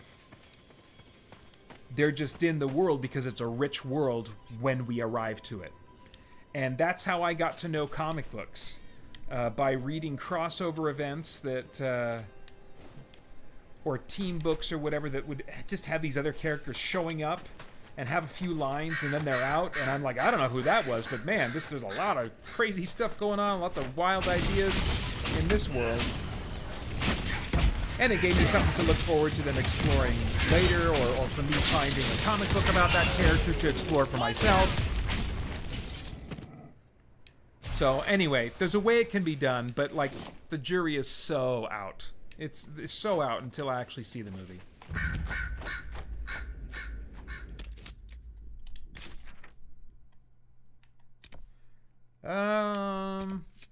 I'm thinking I gotta go in this cave to... Yep, that would make sense. To get lyrium deposits, you go into a mine. Haven't saved in a little bit. Who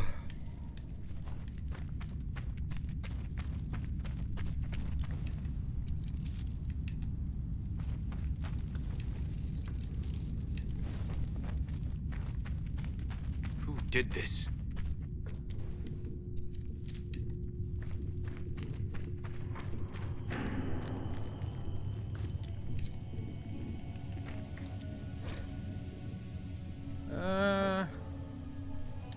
Okay.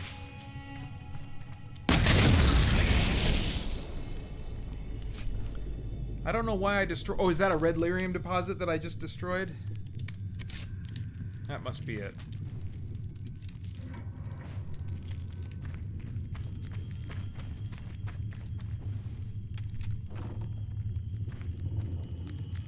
Ooh, they're doing weird stuff to people. Making them grow crystals.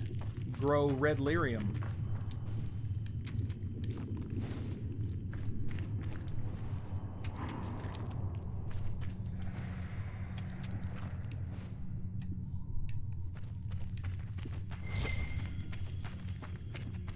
Ghoul's beard. Okay. I'm in. Alright, so maybe...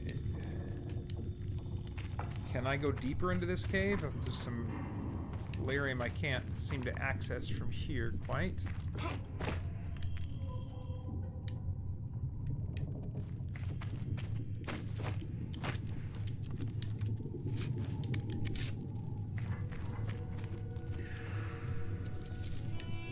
Ooh, is this... Can I activate this? No. Okay, I guess not. I thought maybe.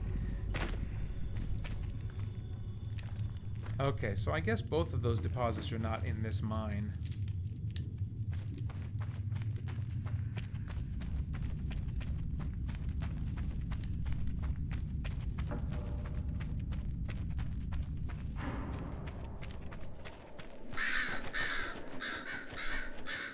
Man, I am having a good time with this, though.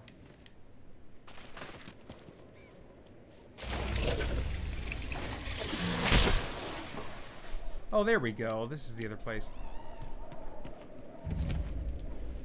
Yeah, whenever I do a live stream, there can always be this tendency for me to like be really into some other game that I'm playing, and then I'm doing a live stream, and for whatever reason, because it's a marathon and I have to think with the marathon in mind or content creation in mind, like this, I'm not going to be playing what I normally play, but you know, playing something else for 4 hours that I'm having a good time with. Could this derail me from what I've really been enjoying lately? I hope not. But this is a good game. Oh, baddies, here we go. Come, servants!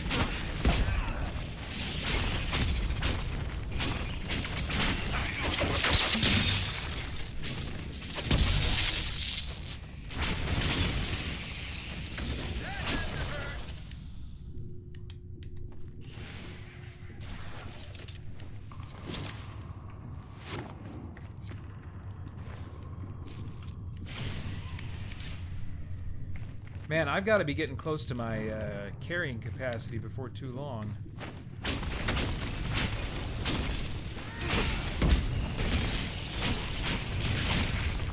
All right, here it is.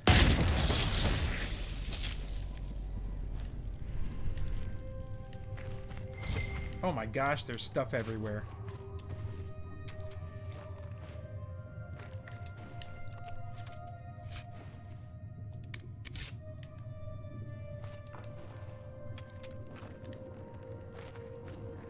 Let me just see. What is my inventory looking like? Oh, okay, I'm good. Just 42 out of 60 slots filled, so I can go for a bit longer here before I have to sift through my inventory, which I don't like. The controls have never been really intuitive for me in this game for inventory management, all that kind of stuff. Like the menus. Anything involved with navigating the menus is not my favorite part of this game.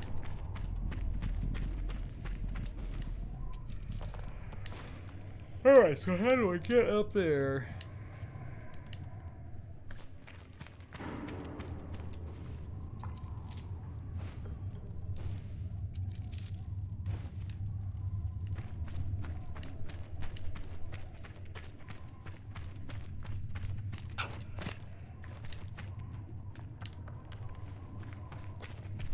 Got a ladder or something? No, I can kind of climb up these rocks. There we go. Come on now. Oh, come on. Oh, come on! It's right there! There we go. Good gravy.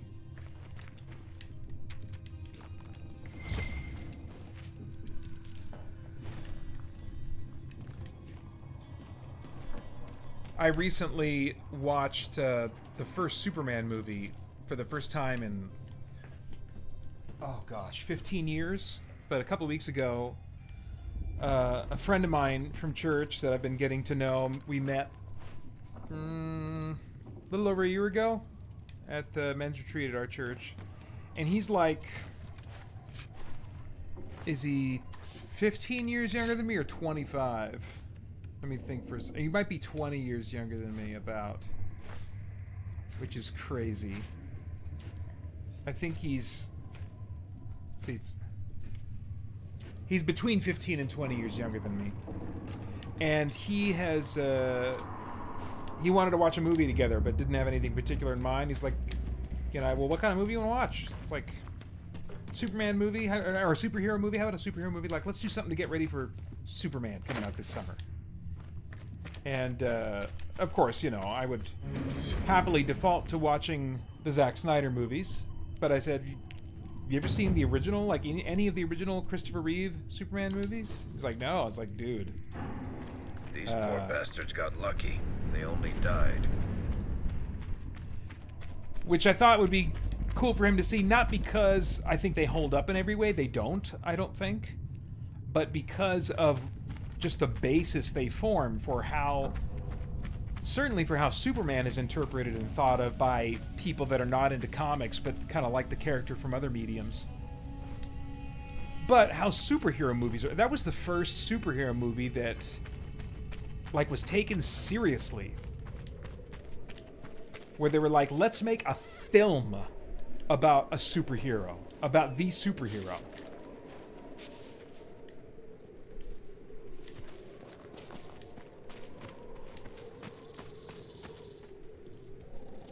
Oh, it's just a ground. That sounded less. That sounded more like otherworldly of a growl for a second there.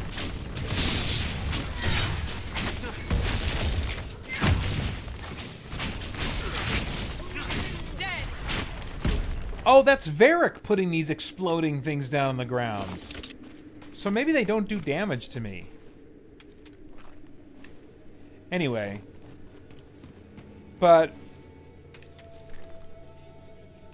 Man, that was nice coming back to that movie, and especially watching it with someone who'd never seen it before. That's such a treat. One of my favorite things is to share something that I love with someone who's never experienced it before, and that's usually movies.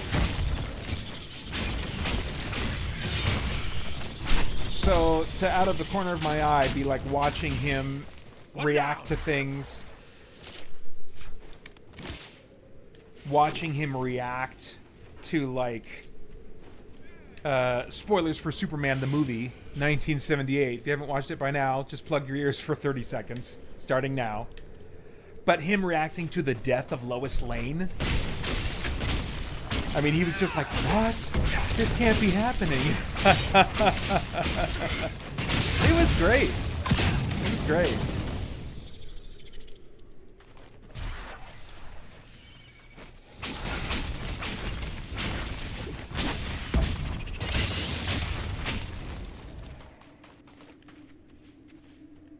Let's see. Is there something this way that is worth... Oh. Have I been to... I've been to that camp. That's the starting camp. That's okay. I need to grind enemies anyway. But, like, in my mind, the reason to watch Superman the movie today is for the performances. The script, you know, I think the... Oh!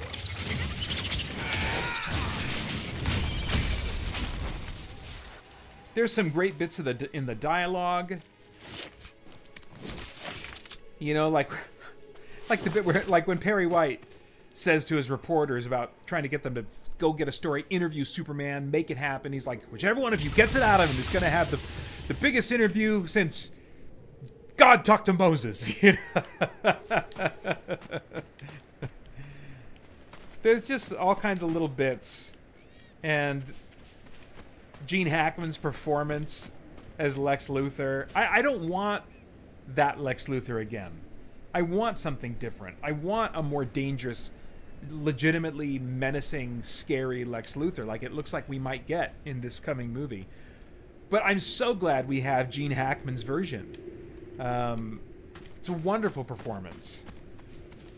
And Margot Kidder, who I have grown to appreciate in the last few years when I went back to those movies. I haven't seen Superman the movie in about 15 years because when I went and rewatched all the movies again, I watched the TV cut of the original Superman movie instead of the special edition or the theatrical release. But my review, I did a whole week of just boom, boom, boom reviewing all those and the Supergirl movie and the Brandon Routh movie. That's all on the YouTube channel. Just search Superman and you'll find it. But in watching it was Superman 4 actually that made me look back at Margot Kidder's performance more positively than I ever had, because there's some things she's doing in Superman 4 where she's having a conversation with Clark and she's talking to him about what she would say to Superman if she had the chance. And the way she's talking to him about it, it's like, does she know he's Superman, but she's not? Or does she really suspect and she's just not sure? And her dialogue in that scene, the way she's talking to Clark is like she doesn't know that he's Superman because that memory was taken away. But I think she greatly suspects, but maybe just doesn't want to go there. And so instead, she has this whole speech to Clark about what she would say to Superman. And it feels like to me, it feels like she's saying it just in case he is Superman, you know? It's a neat performance bit. And I just didn't appreciate that about Margot Kidder's performance growing up. Certainly not about Superman 4 growing up or in my adult years since. But then, of course, you know, if I'm going to say all of this about actor performances, we got to say, my gosh, Christopher Reeve was doing something amazing there. Because he had 3 completely distinct characters that he played. 2 of them in the first movie. And then he started playing one of them more in the second movie.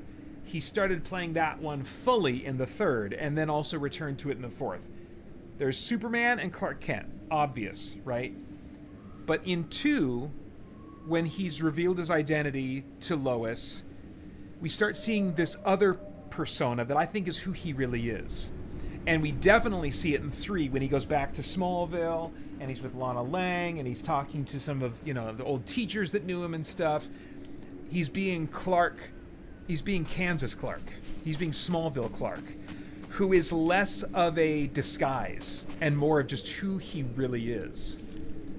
He's just more relaxed and comfortable in his own skin. But then you see in 4, he totally puts on the Clark disguise again when he's in Metropolis again and when he's around certain people.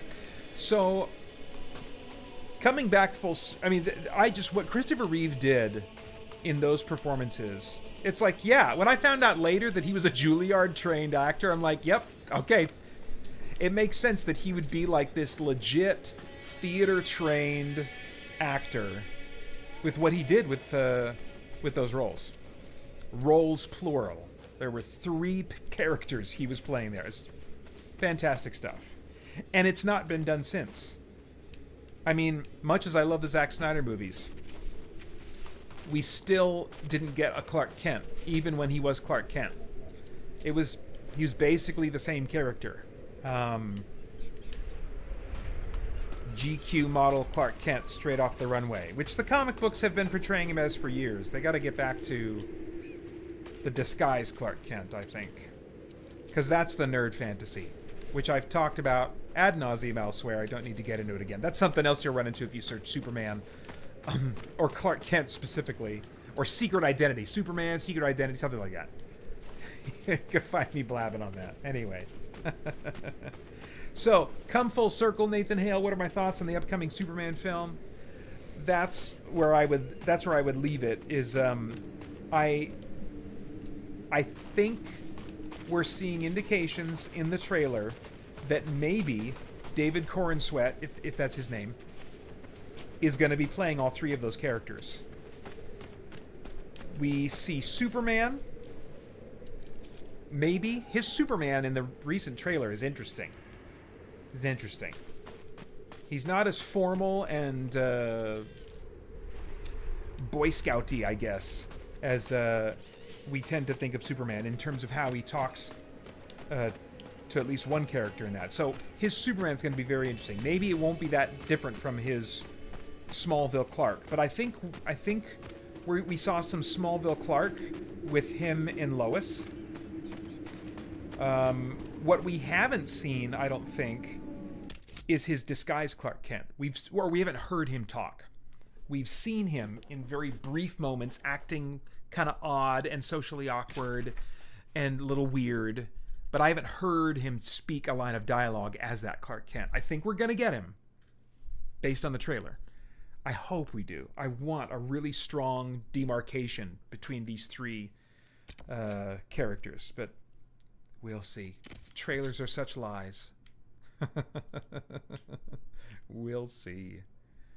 Let's go north, Miss Tessmacher. North. Wait, where am I right now?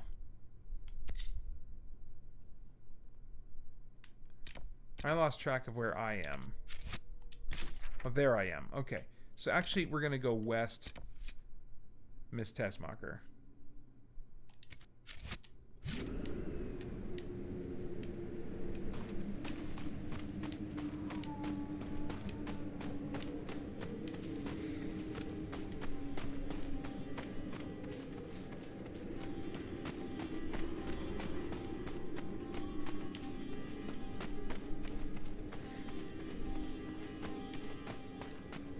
Oh, but maybe I can't go there yet. There's all that toxic stuff.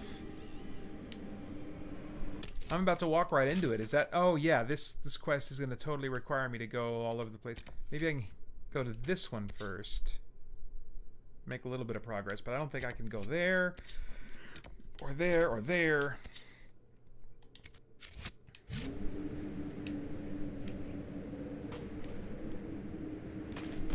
Alright, let's get across here. Can I jump up there?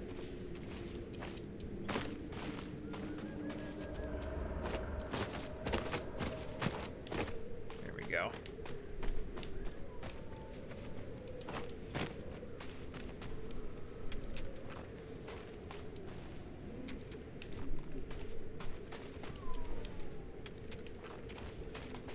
Oh!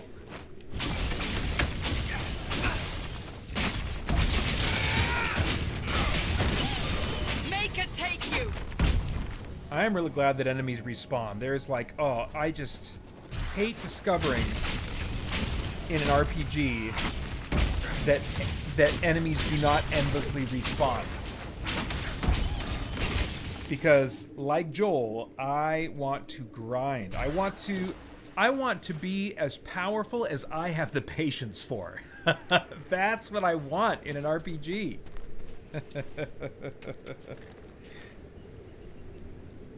Joel Nelson says, you have to go to the council table and do the quest to build a bridge across the toxic area.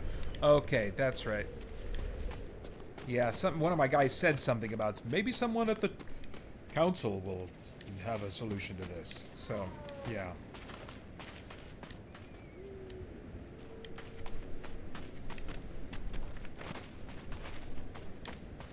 There must be something here. Must be something.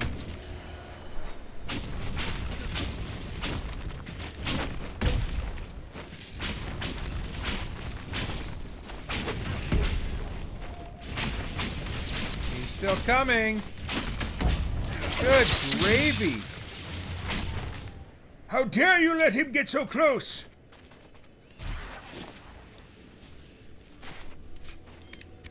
You're all sleeping in the hole tonight.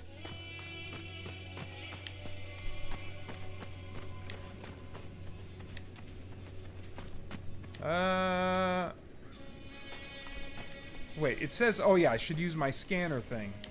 It said there must be something here. Maybe it's around these creepy looking things. There we go.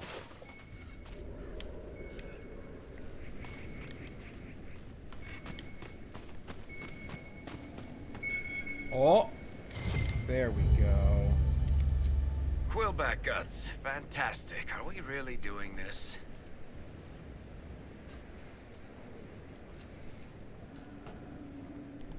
Nathan L says, yes, the original Superman films seemed to be from an era when filmmakers thought one could make a superhero film that is colorful and fun. It's not edgy and bleak. It can also be a standalone story. Yeah, yeah, well, I think there's plenty of Marvel movies that are not edgy and bleak. What I think the Superman movie did so well, as I watched it again, that I'm hoping this new one can do, is without feeling like it necessarily needs to be edgy and bleak. Now, I love edgy and bleak. I'm fine with edgy and bleak. But I don't want it all the time. I'd get tired of that too. What I think Superman the movie did really well is it had that lightness and fun, but that did not interfere with dramatic stakes. That did not take away my ability to have emotional moments connecting with the characters in the story. The MCU has leaned into comedy to the point where I am not connecting with what maybe are supposed to be, I can't tell, actually dramatic moments that I'm supposed to care about, you know. And so I want this Superman movie to have some weight to it. I want it to be dramatic. I want it to be serious. But I don't need it to be edgy and bleak in order to accomplish that. And so I'm hoping that, yeah, it can be what audiences, I think, want from a Superman movie, where it is going to be colorful, it is going to be fun, but I hope that it's not at the expense of drama, and I don't think it will be. But we'll see.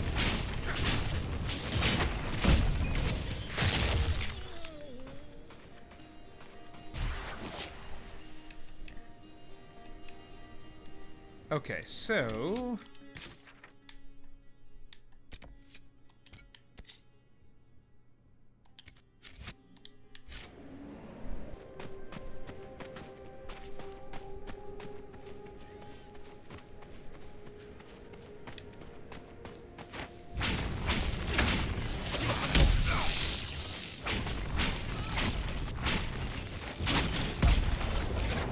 nice. What?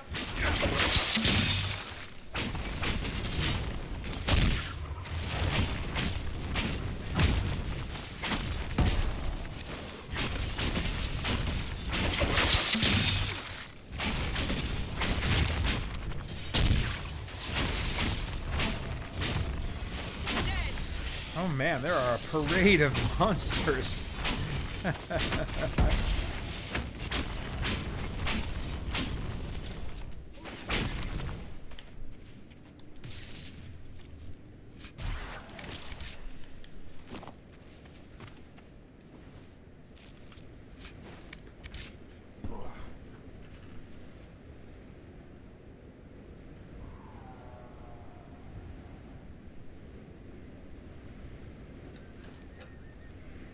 Whew, okay. McKady Nelson says, what part of the storyline are you at? Yeah, I can't remember. It's been since February since I played this one. Let me see if the journal will give me any hints. Current quests. I think if I go all the way up here to the Inquisitor path. So, like, what Pride had wrought. The Inquisition's efforts have weakened Corypheus' attempts to stir unrest in Thedas. Now is the ideal time to strike. Consult the advisors to plan the next move. And so, in order to do that, I have to get up to 40 power. Yeah. And then I'll be ready to do that. 31. I feel like I've been at 31 for a little while now. I should go back to that. What do you call it? Requisitions something?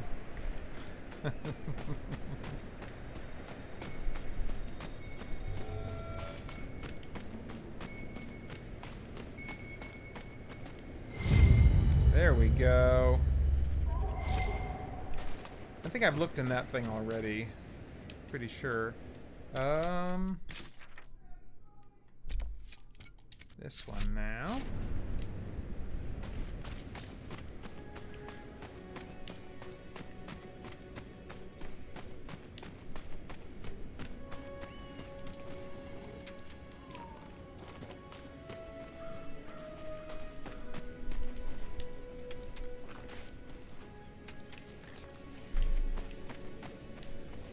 Oh.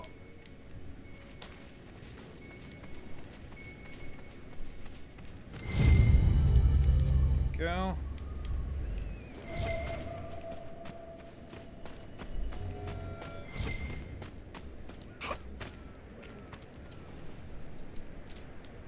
Okay.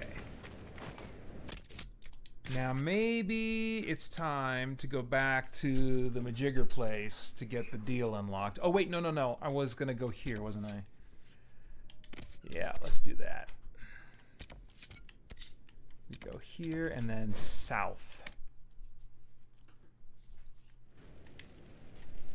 Okay, south. Oh, but the requisitions. Requisitions. Can I do anything? Yes!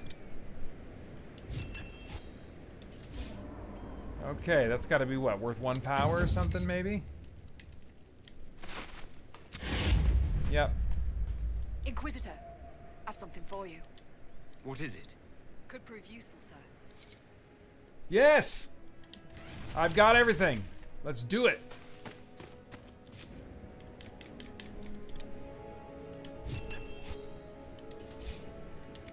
Great. Anything more?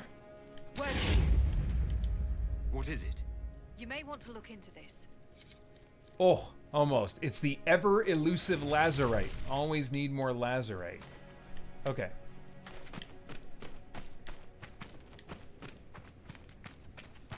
It's a bit of a drop.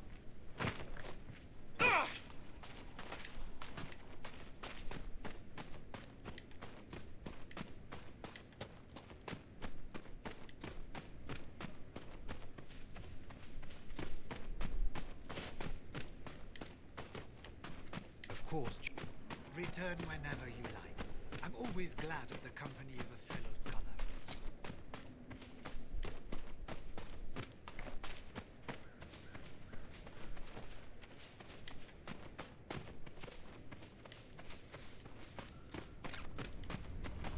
Oh man, I gotta get up there?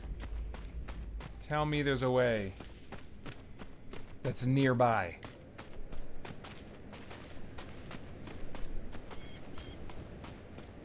Oof. I guess I gotta find out what this thing is. Oh, yucky.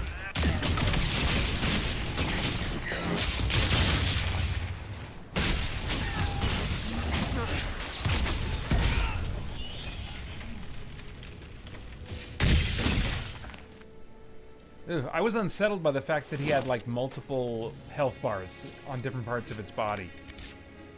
Ugh. Okay. But I think we got a way up.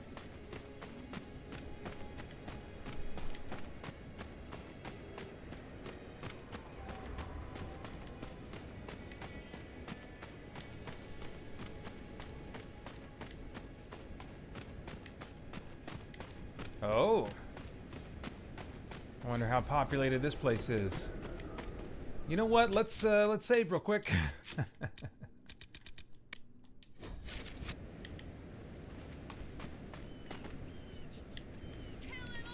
Hey.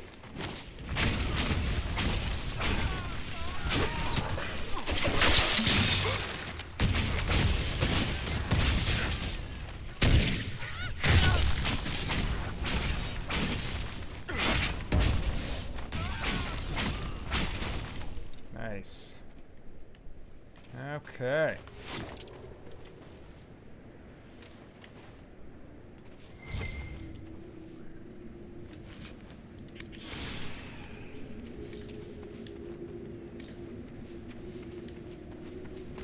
Oh, there's a rift. Yes, okay, great.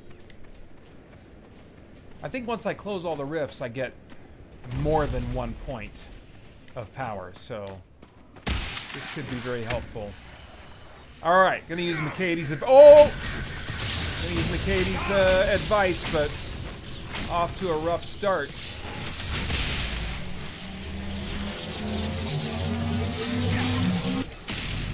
Okay.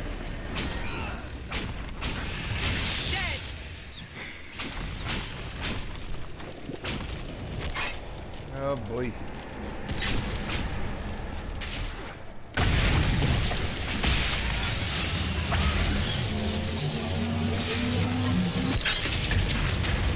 Alright, good, good.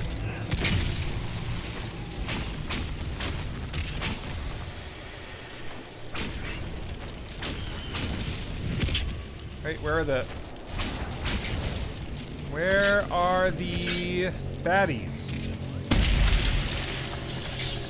Oh, there we go.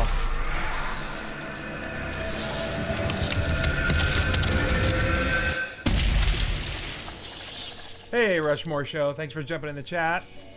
Looking forward to recording with you guys on Thursday.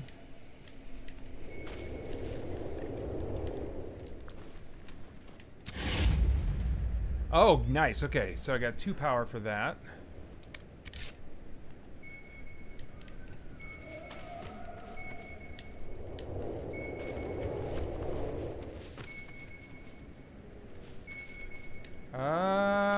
Let's see. Why would anybody come here? Come to think of it, why did we?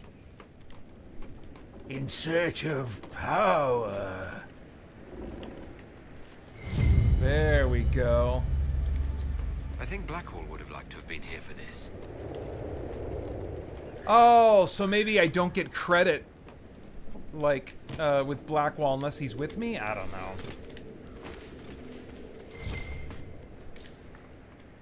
At this point, I think that ship is sailed. I don't think I'm going to be able to turn that around.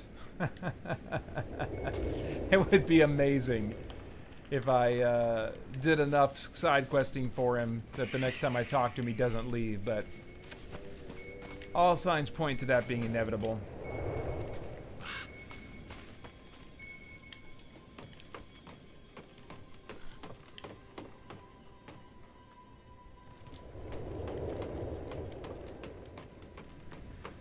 That's right, Adam.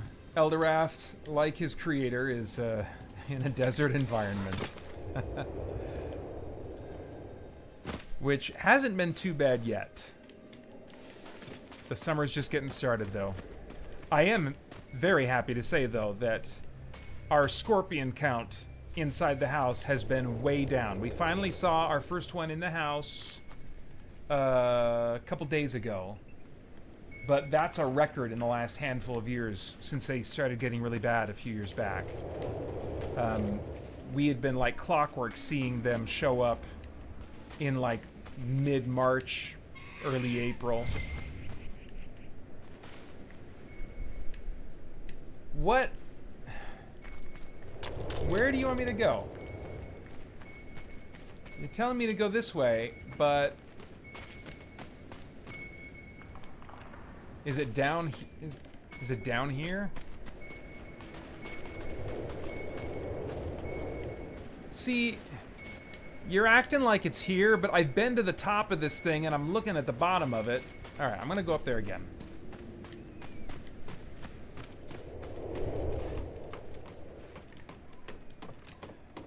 Yes, some nice crunchy boots while he's climbing the ladder. That does count as crunchy boots. Oh, did I forget to do the scan thing up here?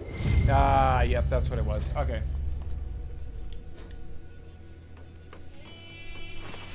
Oops.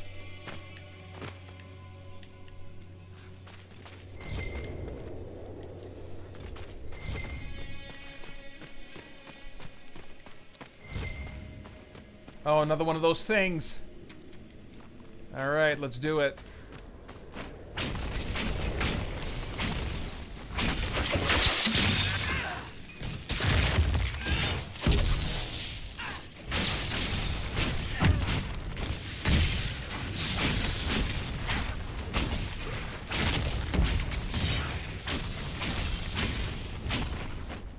All right.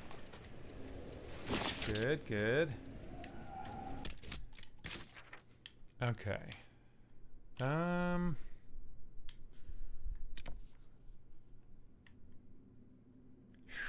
Okay, I think I've got to... Yeah, I've got to go...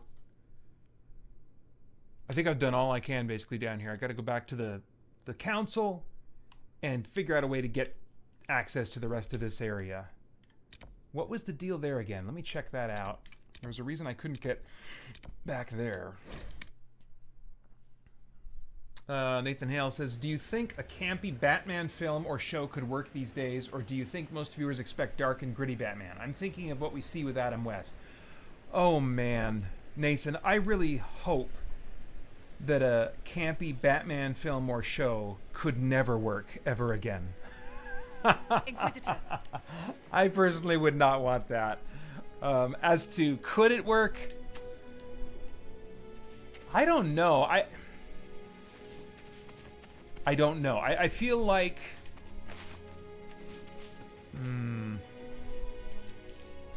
I don't think so. I think if that could work, we would see evidence of it in people just continuing to devour and eat up what the MCU is doing. Just humor, humor, humor. I mean, camp is a different type of humor. And the MCU would do well just to recognize there are different ways of writing jokes. But even so, I don't know. I like some superhero comedic shows and movies. Like Amazon's The Tick. I really enjoyed that show. I like the original one with Patrick Warburton, the TV show, the live-action TV show. Of course, there was the animated series in the 90s. But man, both of those I would have liked to have lived longer because I really enjoyed what they did. So I'm game for superhero comedy. I don't know if I ever want it with Batman. Okay, what is this? This door can only be opened by some... Okay, so it doesn't tell me what. Just some kind of mechanism. All right. Well, then we're getting out of here. We're going to quest map, world map, Skyhold, go.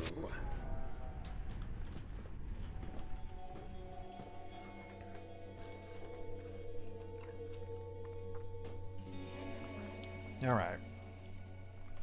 Oh, hey, Religious Fanboy. Thanks for jumping in the chat.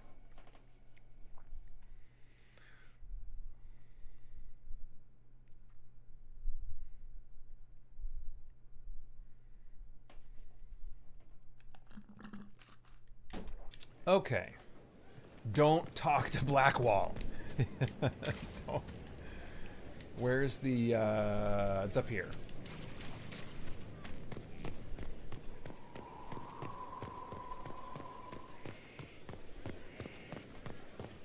I can never remember which... It's not that one. It's one of these over here. Fight a god. The elder thinks nothing. They make us no does. Okay, let's save in case some weird story thing gets triggered that I'm not ready for yet. It shouldn't. I don't have the power for it.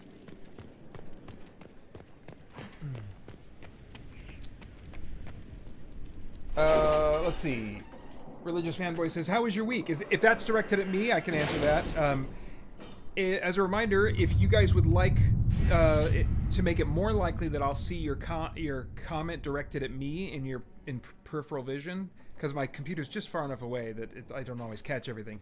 But you can put at Christian Geek Central. Make sure you spell it correctly with no spaces, and that'll get automatically, for me, highlighted in orange. So it'll catch my eye. So if there's something you in particular want me to respond to, you can put that in there. But just in case, Religious Fanboy, that's directed at me. Good, I think. Like this last week, I guess, is what I would look at. Yeah, I was in a little bit of a funk last week, but I think it was in good part because I was tired. Sometimes when my emotions are a little bit like, I'm just having kind of darker thoughts than usual on a more regular basis, then I have to ask myself, okay, is it early in the morning or late at night? Because when I'm tired, that's stuff I tend to have those kinds of thoughts more often. Have I in general been getting less sleep? Do I have any caffeine in my system? Because caffeine can either make me feel like, yeah, let's take on the world, or it can make me feel like something's wrong and I don't know what. You know? But for whatever reason, there was a stretch of about I have something for you, a Commander. week from Wednesday to Wednesday, I want to say, that ended last Wednesday roughly, or thereabouts, where I was just feeling kind of off, and I'm like, what is this? So I was just like, well, let's keep an eye on it.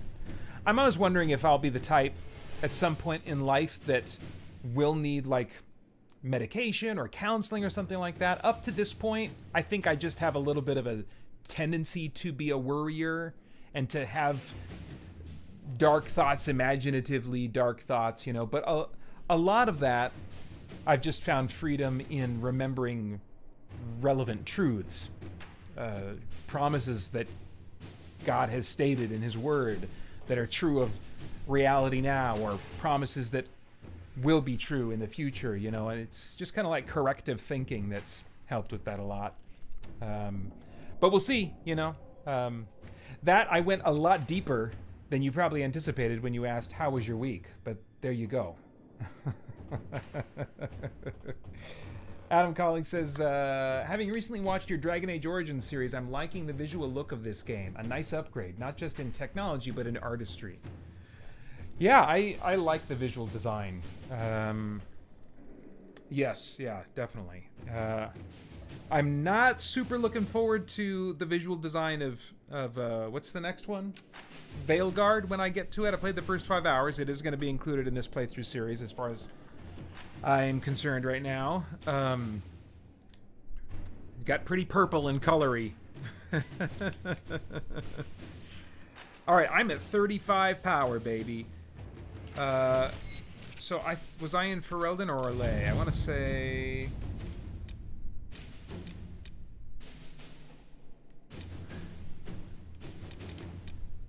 Crossing this... Oh, I'll bet this is it. Crossing the sulfur pits. But that's going to cost me 5 power. Well, you got to spend power to make power, right?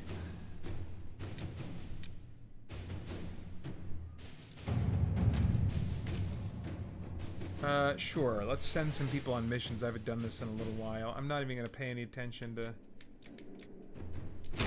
Let us begin. Who I send or anything. Just come back with some power, okay, lady?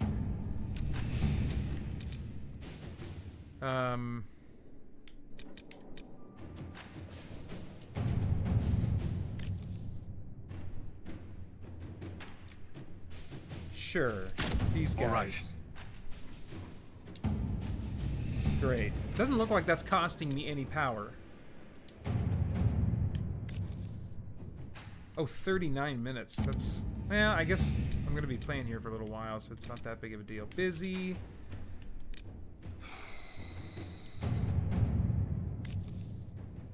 Oh, okay. Yeah. Let's see what we have. Alright, so we'll come back in a bit. You know what? I'm going to spend power to make power, because my leveling is just not keeping up. So...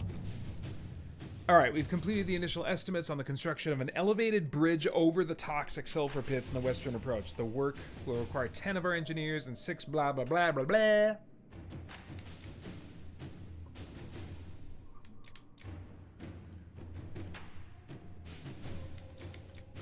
Let's do this one.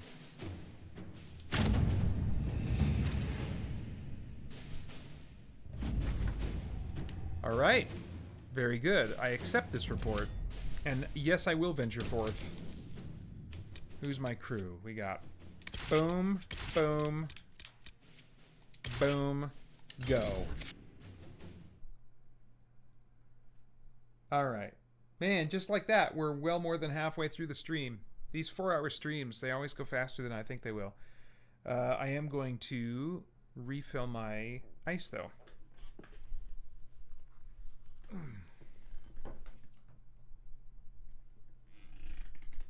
Religious Fanboy says, thank you for your response. I've been recently struggling with burnout probably is what you mean.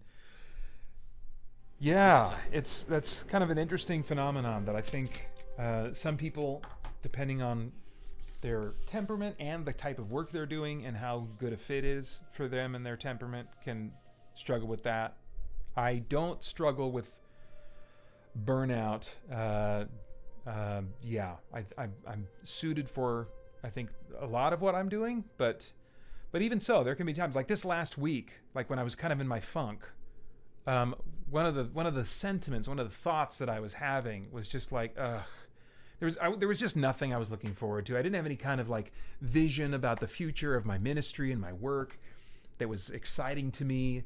And I was just thinking, about plodding along. And there's something that I found to be gratifying about just of not worrying about being visionary and having your future all figured out and stuff.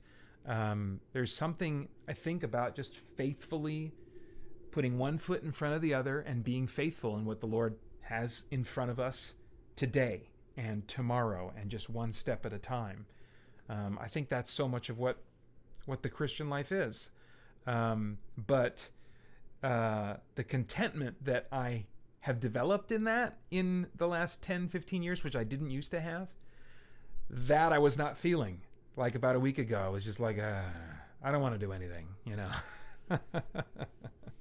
So, man, to the degree I can, I feel for you. That's not a good place to be. And hopefully you have some people in your life you can talk to about it, that can encourage you and refresh you, and just the purpose that we can find in our individual circumstances. Sometimes we need other people that know us and our lives and our circumstances to help us kind of see some of the purpose that we can find right around us in our normal day-to-day grind, that can help reinvigorate and inject or re-inject purpose into those things. So hopefully you have some believers in your in-person life in the local church that you can connect with. Those are some great conversations that can be had. All right, I am going to get more ice so I can get more caffeine in me and continue on to the end.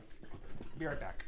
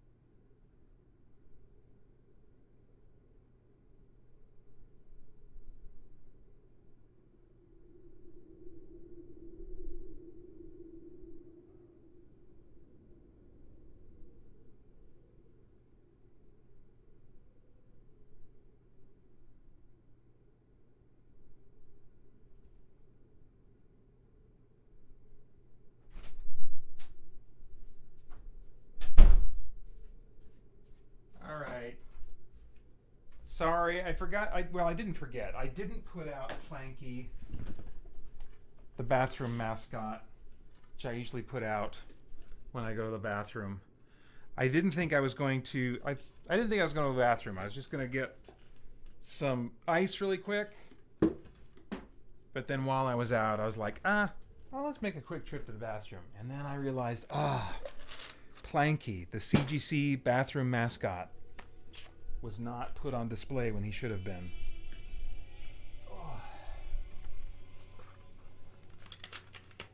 All right. Well, yeah, I don't think I'm going to be ready to take on the main quest again before this stream is done. But making some good progress. Making progress through my 2 liters.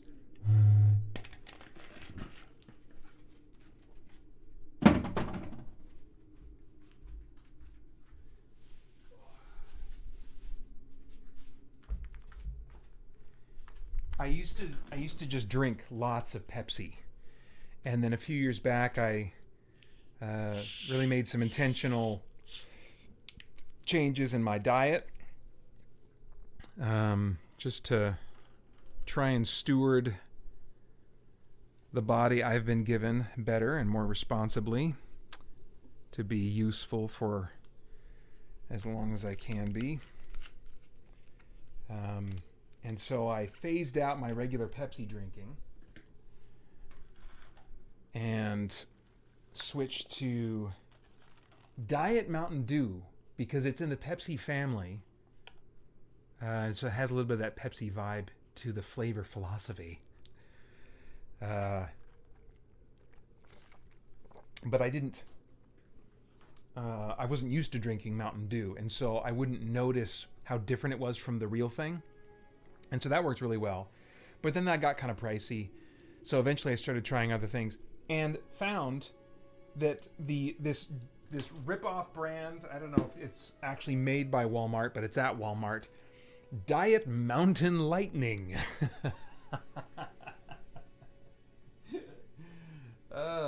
It's good. All right. Back in it to win it. Oh.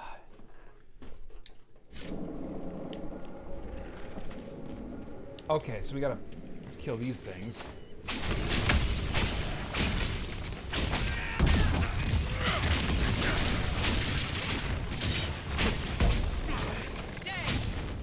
Oh.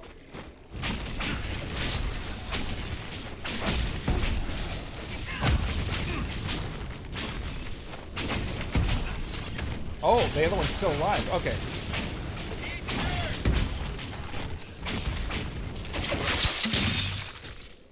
There we go.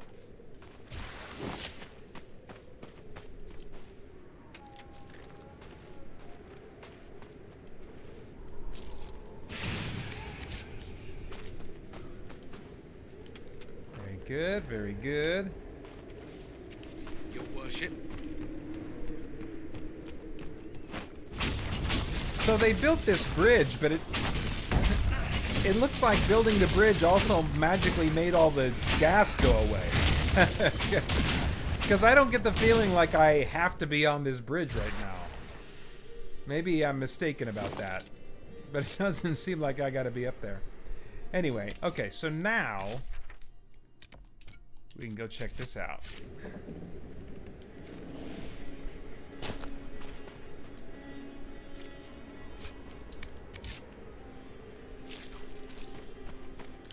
Oh, so one thing, I asked way earlier in the stream if there's any kind of summer stuff that people are looking forward to. Something this summer I am looking forward to because it's going to be an exciting trip and something exciting that I do with my younger sister Corinne, who's been on the stream before, whose second book in her fantasy series just came out, Corinne Norton. If you haven't checked out her YouTube channel, she and I co-narrate the audio versions of her fantasy series. Anyway, she convinced me to go with her to Realm Makers this summer, which is a convention and an expo that used to be primarily focused Might be something here. Better take a closer look. on fantasy, sci-fi stuff written by Christians, you know, like the book market, the novel market. But this event they're now doing with other big Christian geek conventions, and they're putting an expo in the middle so that people that are going to the Christian Game Developers Conference, or the thing that I think Love Thy Nerd is doing something, I can't remember what it's called, maybe it's just called Love Thy Nerd Con or something, there's this common ground of the expo that people can go to see different people that are, what do you call it, that are exhibiting. They can see exhibitors there. And so Corinne and I are going to have an exhibit for the Finding Fantasy Reads podcast that I do with her, but at that, we got a booth. You can get tables that are just like for single authors, but we got like a booth. So it's significantly bigger, and we'll have space for Finding Fantasy Reads as the main thing, but also, you know, a little display for Christian Geek Central, and I'll be giving away a bunch of audio dramas, and she's going to have her books for sale and stuff. So that'll be the first time I've ever done, like, a convention like that. And, like, I mean, I've been to a couple conventions as an attendee, but, like, as an exhibitor, this will be a first. Yeah, it's going to be interesting. I'm glad that I'm mostly going to be a tag-along. Like, she's going to have people that she's going to want to, like, connect with and hobnob with and network with. She's, like, so good at that stuff. And it's just, yeah, and she has such wonderful drive for it, and I just don't. So, like, for me, that event is going to be about, hey, connecting with people that are attending that maybe haven't heard of my content before and can get a little introduction to it. But as far as, like, the networking side of things, I've never been good at the networking side of things, at initiating and stuff like that. Always grateful when people reach out to me, like the Rushmore show I'm going to be on this week. But it's just never something that not in a long time. I used to, certainly a lot more. But, it's, so, to the degree that I'll need to do, like, networking small talk, I don't know, I might find that pretty taxing. But it's going to be such a fun adventure with my younger sister, who we hang out and, you know, watch dumb movies or old comedy sitcoms, or just talk and catch up. About once a month we hang out and get together on a night. And so it's been just a relationship that we've continued to both invest in. And so to have a chance to do something like that, to go on an adventure together, that'll be special. Whether the convention ends up being like pulling teeth or loads of fun, it'll be an adventure with my sister. So I'm looking forward to that. Oops, I didn't mean to record a game clip. Let's see. Okay, you guys are talking back and forth about other stuff, not necessarily for me. Adam says, when I did the indie author book fair, I took my wife and she went around and talked to all the other authors for me. Oh my gosh, wow. Well, Holly would not do that. She's, I was going to say she's as introverted as I am, but we're introverted in different ways. She likes being around people more than I do, but she doesn't want the pressure of leading a conversation and keeping a conversation going. She just likes to be around other people, watch other people, listen to other people while they talk, which is why we fit really well together, because I talk and she is content to listen much of the time. She has limits.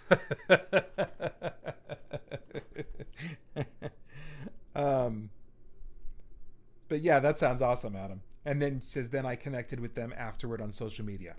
Nice. Oh, wow, Religious Fanboy says talking to strangers is one of my favorite parts of going to conventions. Wow. Man, good on ya.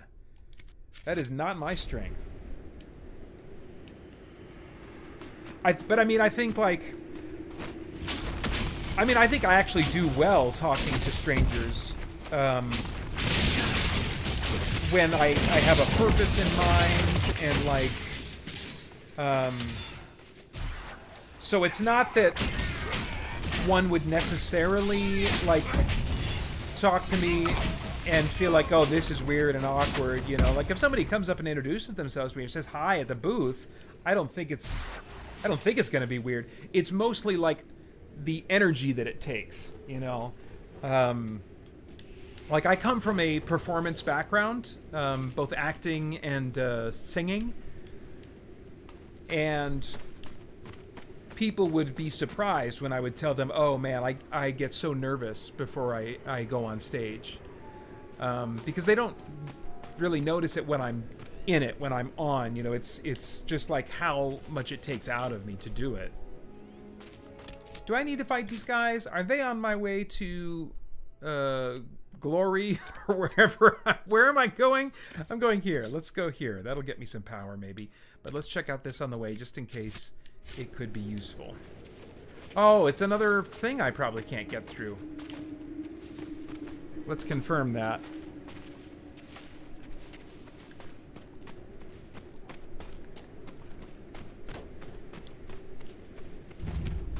Yeah, Adam, it sounds like Linda and I have some things in common. Maybe she's more outgoing than I am, but I mean, it says Linda is outgoing but then needs to be alone for rest after she's been peopling. Yeah, it's a similar thing. If you put me in a party and I just decide I'm going to be on, I'm going to be engaging with people, I'm going to be asking them questions, I'm going to be interested in them, I'm just going to, here we go, then I don't think you would notice it. That's the grandmother of all locks. We're not getting in here. But yeah, like, I think the night of the awards, which I thought was going to be the last night, but I guess it's Friday night of the convention thing. I think we might just order pizza and be in the hotel room and watch the awards via live stream. Because every other meal, she was like preparing me. She's like, we're going to be networking, meeting with other people and eating. That just kind of naturally happens, so just prepare yourself for that. I'm like, okay, here we go. Let's see here. Kuba Booba says, aloha, Pater, how goes it? I am well, thanks for asking. You beat me to it. But how are you? Oh, good, I'm glad. Yeah, I'm doing good. Nathan Hale says, do you think it is difficult to find geeky Christians, whether for friendship or dating? I used to be an atheist, and it seems a lot of geeky people are secular and skeptic. That's interesting. You know, in some ways, I wish that I could, like, somehow travel around or otherwise find a way of collecting data in different churches and find out which churches tend to have more people that are openly into really nerdy stuff like paper and pencil RPGs and super excited about comic books. And I mean, a lot of people are into gaming now, but I mean, there's still those that are like really into gaming and stuff. It's geek interests, a lot of them are mainstream, but when I think of like a geek, I think of people that are like really into it, right? And so that's what I would have in mind, and probably what you have in mind too when you say like geeky Christians. I think that there's probably I think there's still work to be done in the local church for some churches to not get nervous when someone says, oh, I'm super into Dungeons and Dragons, or if that's not the thing anymore, then it's something else that's like, because it's magical or has dark themes, and you know, or like horror. To be like a Christian that's really into horror, which I am, you know, can raise some eyebrows. And I've had some great conversations. In fact, just recently at the men's retreat that we were at, that I went to, had a great conversation with the guys. Like, tell me about this. I mean, I know you like horror. Tell me about that. What do you think of, you know? And I think as long as some of those traditional and less biblical prohibitions or hesitancies regarding different types of geek entertainment, as long as that is still part of the culture, then your geeks are either going to feel less welcome in a given local church that maybe leans that way, or they're going to be more quiet about their geek interests and just kind of like keep that to themselves.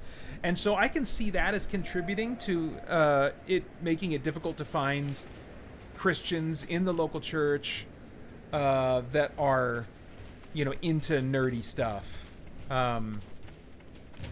But something I would say kind of on that topic is that, you know, I used to really be convinced that the way you develop deep friendships is to start at a place of common interest and do things together around a common interest. And then eventually things will organically get deeper. And you'll have a friend, if it's a Christian, you start by doing nerdy things together, and then you develop kind of comfort with each other, and you start going deeper on some things and really get those deep relationships going. I really thought that was true, and I think it still is in some cases, and certainly in some people's experience, they'll find that, yeah, that was my experience. But in my experience, the people that in my life, oops, okay, I guess we got to build another bridge. The people in my life that I'm closest to, like other men that are Christians, they're not into geeky stuff. They'll watch the odd superhero movie now and then or something, but they're not into geeky stuff. Holly, my wife, not really a geek. She is comfortable with geek things because she grew up with a dad who was a regular Star Trek viewer. And she had an older brother who had a phase where he was into D&D for a while. So Holly, from the beginning, was geek accepting, you know. But she's not into geek stuff. Some geek stuff she's into, but it's not because of the geek stuff. She's into it because it's also a great story. Great characters, you know. So there's plenty of geeky things that Holly and I have been able to enjoy together, but not near as many as I'd like. But I mean, that's not something that's needed. And so, so one thing that I would encourage other geeks who are kind of struggling with that and trying to figure out, like, man, how can I get friendships, really good, deep friendships with other Christians when I can't find any other geeks nearby, is to instead maybe look for a church that is Bible-oriented and not legalistic. Bible-oriented and gracious and compassionate, and people are transparent and open and comfortable talking about their shortcomings because they're relying on the grace of Jesus. If a church can be Bible focused but have the doctrine of grace be unbiblical, and so they have some legalistic trappings that make it so that people are still keeping up appearances, still not really being transparent and stuff like that, that's not a church where geeks are going to thrive. Even if maybe they're doing some things very biblically and wonderfully, if that aspect of their doctrine isn't biblical, of really having and living out a doctrine of grace, then geeks are gonna, I think, have trouble there, unless they just happen to be okay at that church with geeky stuff. But like a church that doesn't have a lot of geeks at it, but does have a good biblical doctrine of grace, you're going to find folks there that are comfortable with you being into nerdy stuff, because they're going to recognize there's not an inconsistency in Scripture with being into nerdy stuff and weird magical fiction and horror and stuff like that. You know, as long as it's not having an effect on your walk, your relationship with the Lord, you know, all those kinds of things. You know, so. All right, there's some stuff for me to catch up on here.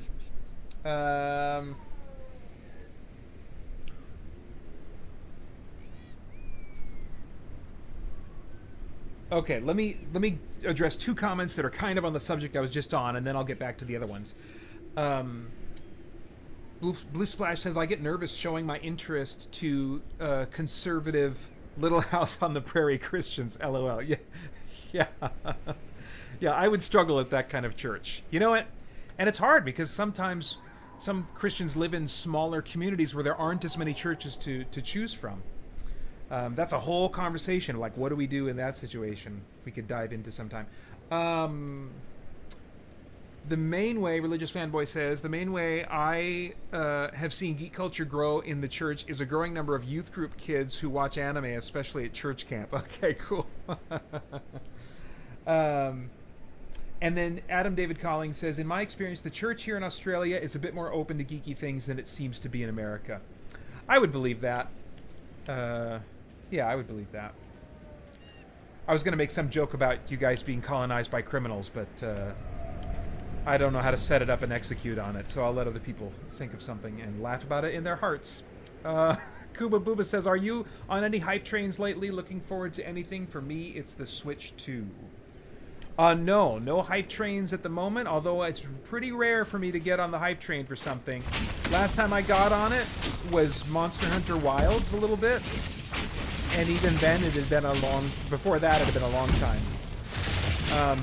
And Monster Hunter Wilds, in the end, still wasn't all that I wanted it to be. So, you know, all the more I find these days, in the last 10 years, more than 10 years, I feel like, you know what? It was probably Zack Snyder's Justice League. It was the last time before then that I was on the hype train. You know, but other than that, like last 10 years or so, not really on the hype train for stuff. But the Switch 2, that could be pretty big this summer. Let's see here. Joel Nelson says, are you going to watch Final Destination Bloodlines? Probably not. I just haven't watched any of the movies. Did I watch one? If I did, it was a long time ago, and I found it forgettable. It kind of falls into, even though it's a supernatural horror movie, it falls into almost that teen slasher kind of vibe.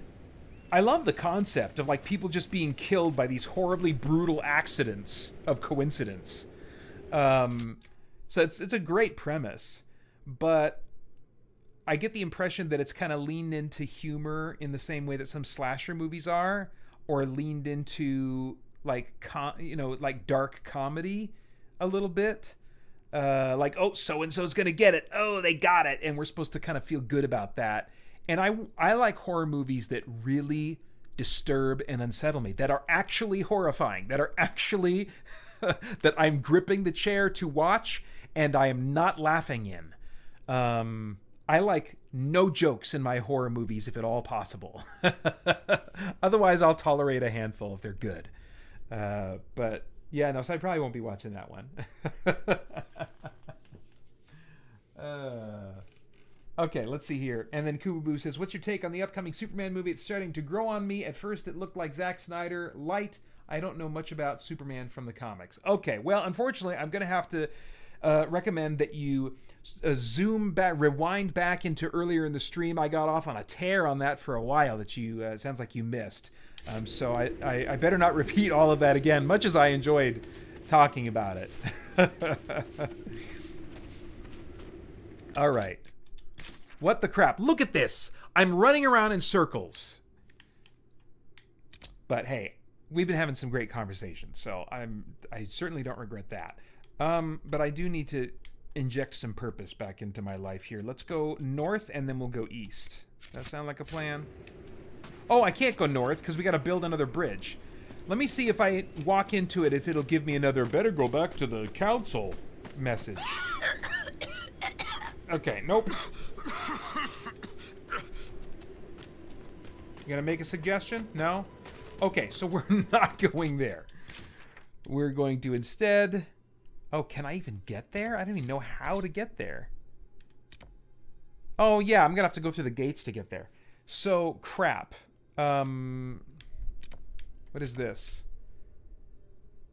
Oh, have I got all the ingredients? Okay. So I got them. Let's travel. Great.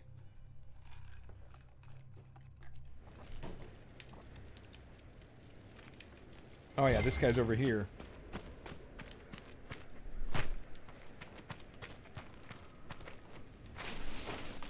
Oof! Took a little hit there.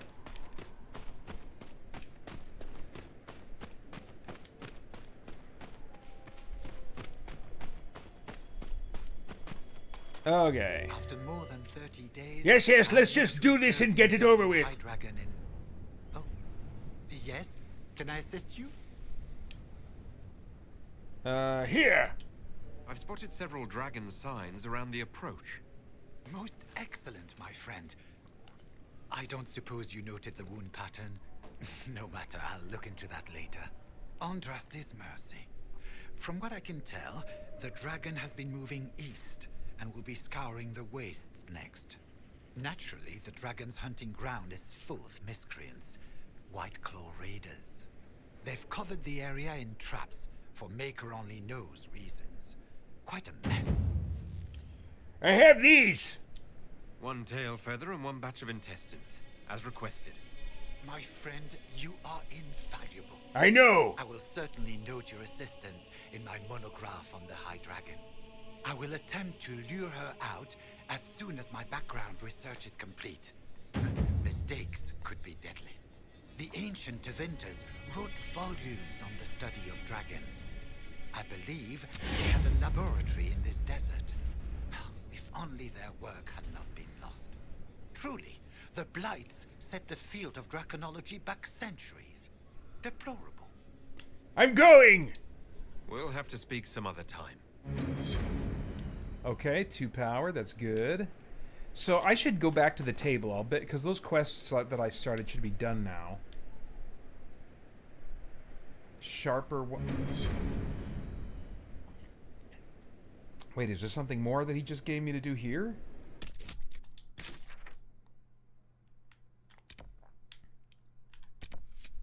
Oh, so now I'm destroying traps.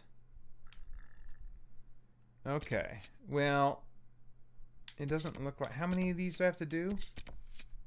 Wait. Oh, do I just go to the single location? Are all 5 there? If all 5 are there, I'll try to do this now. You know what? No, we're right close to a thing, like a camp. So I'm gonna go here. I'm gonna get in here, activate some more quests that hopefully can get me some power or XP or something, and then I'll go back out.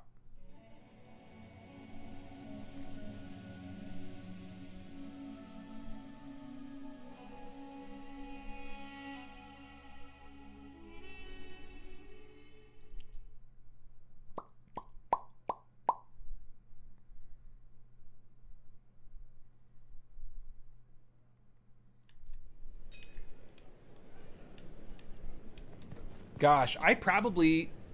Well, let's see. I guess I was thinking the next live stream would be the 24-hour charity one, but no, I think I do one. I try to do one, unless I forget, which I think I might have one year. A live stream at the end of the summer. Oops, wrong way. But I might still be playing this for the Game Save 24-hour marathon in November. We'll see. What's the chant say about this? I never paid attention. Assholes kicked in the mix. Alright, let's do a quick save here.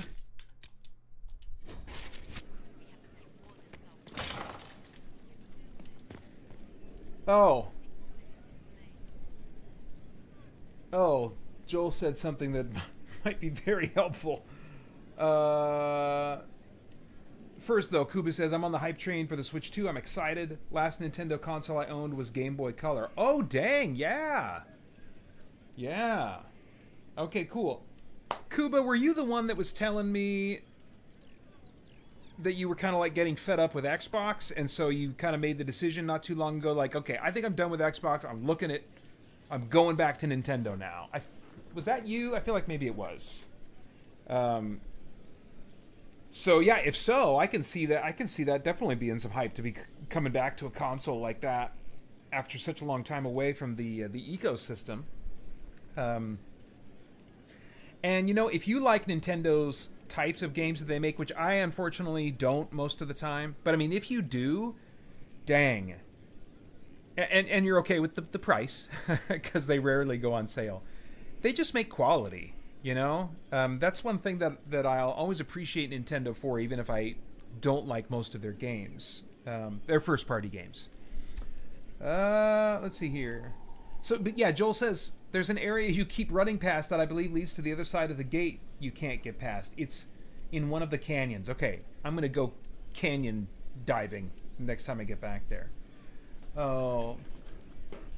Adam Calling says, so Game Save is likely to be happening this year then?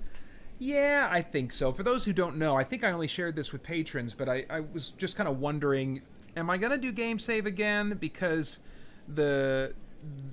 we didn't recruit as many for the team this last year. We didn't raise as much as we typically have. There was just kind of a downward dip significantly. I don't know if I want to call it a trend. I'd have to look at the numbers again. And I wasn't sure, like, how much is this about just it being an economically difficult time? Because that seems to hit different industries in different the last few years. I don't feel like it's been all industries all at once. It's been like, okay, this industry is feeling it now, and now we're feeling like a resurgence, but this industry now is feeling it.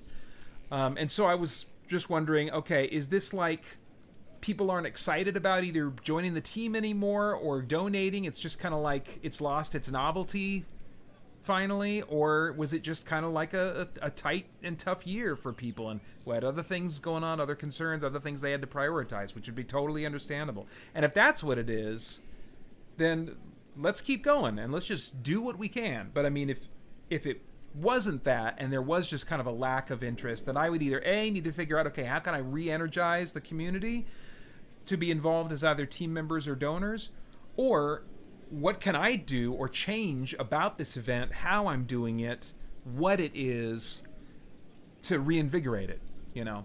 And so it's still possible some things about it will change, but I think more than likely it's still going to happen this year.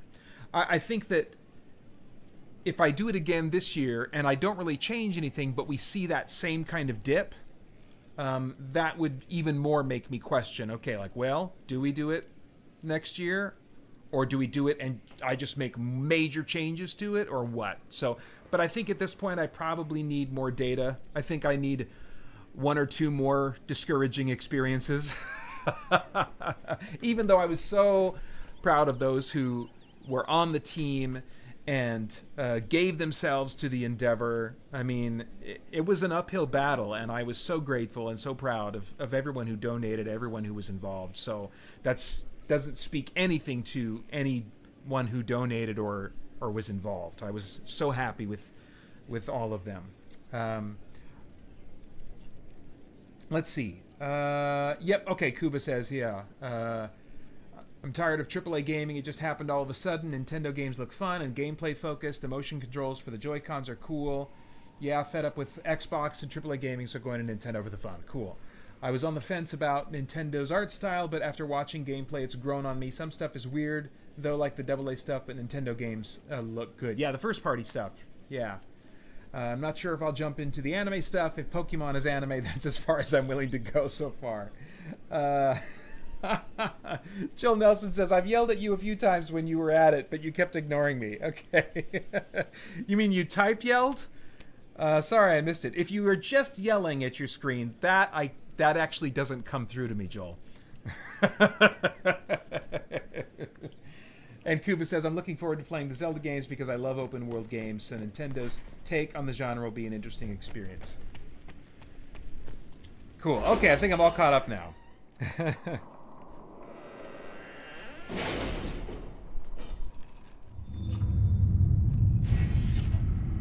Alrighty.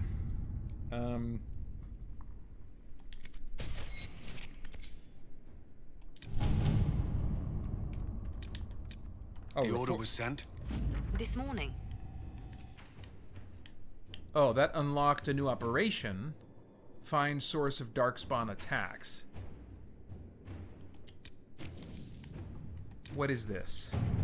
It's just another operation, but what's the reward? Why do I do this?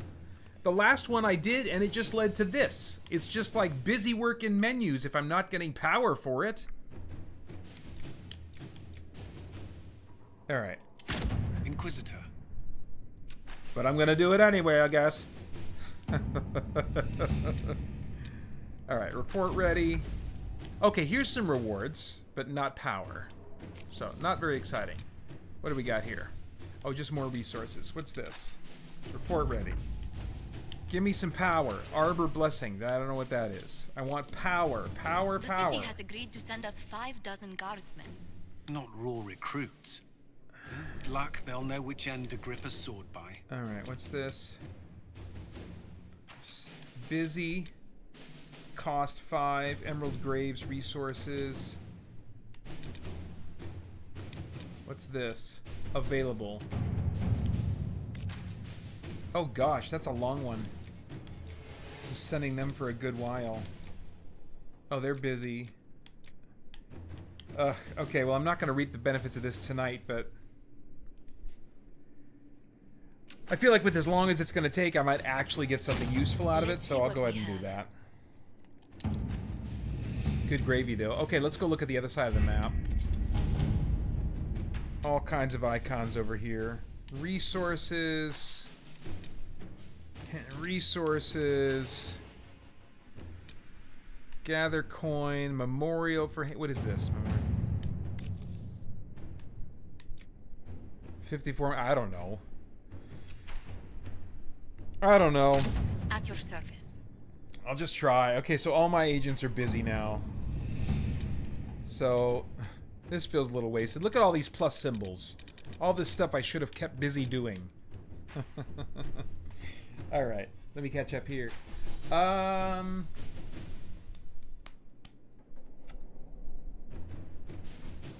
Hey, Francisco says, and all I have returned. How is the stream going? I think you must have said something earlier. Let me see if I missed it.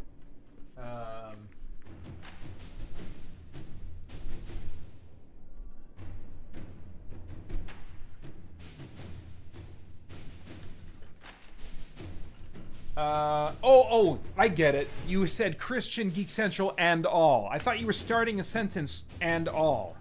I didn't get it. Okay. Yeah, stream's going well. Not shutting down yet, so that's good. It's always good when it doesn't break on me. Kuba says, how are you feeling about modern gaming, AAA gaming? Are you having fun, Pater? That's an interesting question. With AAA games? Not necessarily AAA games. But I mean, that's not really new for me. I think there's plenty of plenty of my favorite games are AA games, like the Elix games. I think the closest to AAA game that I've really been into is the Monster Hunter games, starting with World. But even before World, I wouldn't say they were AAA games. World was the first AAA, I believe, Monster Hunter game. Yeah, I think generally the games that I kind of get really into, they're not AAA. They're AA or older. Like Pathfinder, Kingmaker, Pathfinder Wrath of the Righteous. Yeah, so as far as AAA games, I think for a long time it's not normal for me to be super into a AAA game. There are the exceptions, like Far Cry, I suppose. I've been into Assassin's Creed, but that's waned in the last 5 to 10 years. Yeah, but generally I'm not playing AAA games. So I guess I don't have much to say about that. And yeah, the Switch 2 is expensive, but Xbox and PlayStation is getting expensive, and I'm looking at value for money. Switch 2 to me offers more value, but gaming is is pretty expensive. Yeah, it is. Yep. Adam says, okay, time for me to go grab some lunch. Well, thank you, Adam, for being here and chatting it up. Okay. All right. Let's get out of here and see if I can find Joel's special canyon entrance.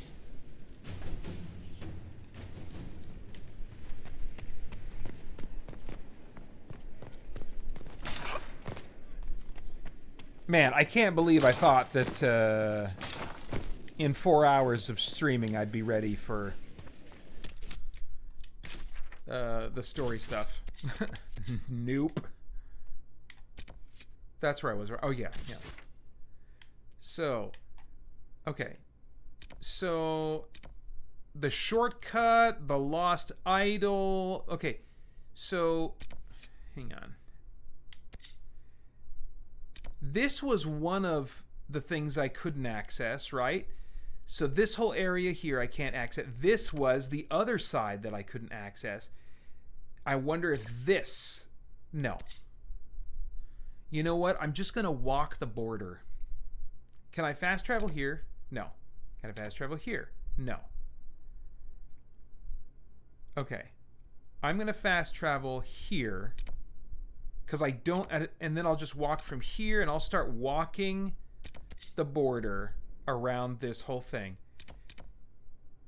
Was it that cave? It might have been that cave. You know what? Let me start on this one and then go here and see if that's the thing.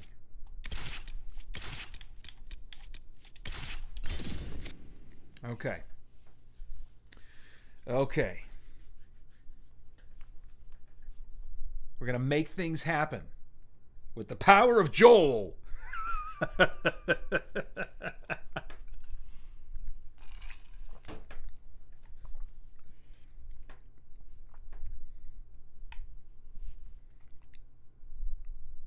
Everybody, while I'm walking around the barrier, to summon the power of Joel, just mumble his name over and over and roll your eyes in the back of your head. See if that maybe does something for us. Don't do that.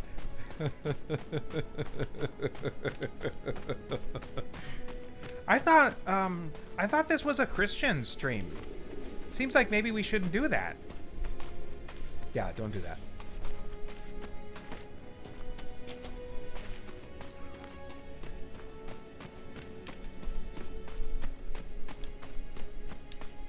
Alright, where's the cave? I mark it with the power of Joel. Oh, that's gotta be it, right? And I've just totally been missing it? Alright, okay, okay.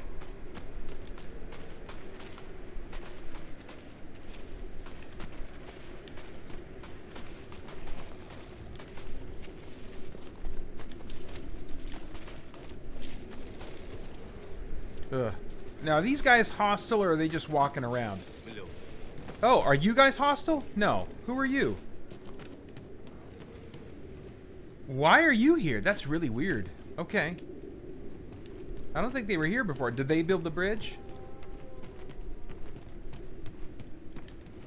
Nice, Francisco. He says, Captain Joe, he's a hero. Gonna bring the Dragonkin down to 0.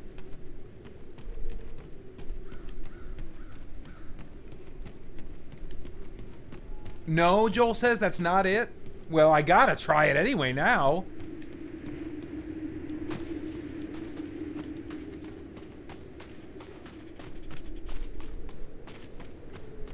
Man, guys, Joel's known me for a long time. I'm starting to wonder if he might be messing with me.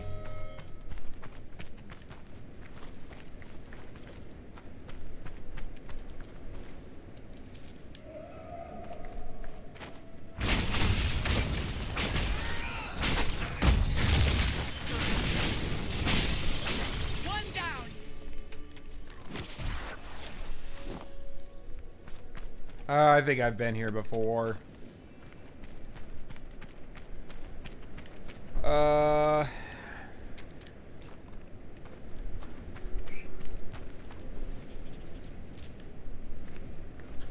Well, I gotta get all the stuff while I'm here. Oh. Maybe I haven't been here.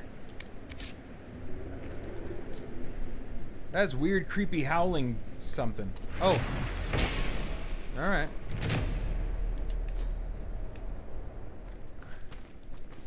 Well.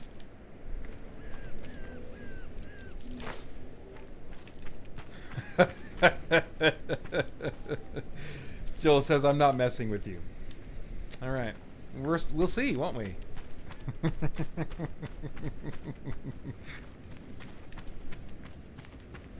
Yeah. Francisco says, sounds like something someone who is messing would say. Alright. I'm going to walk the border. Now, there's a little bit of a delay. But you gotta type something in the chat when I'm close to what you're talking about. Okay, so this is the one gate. Here, I'll kill these guys and get right up close to it.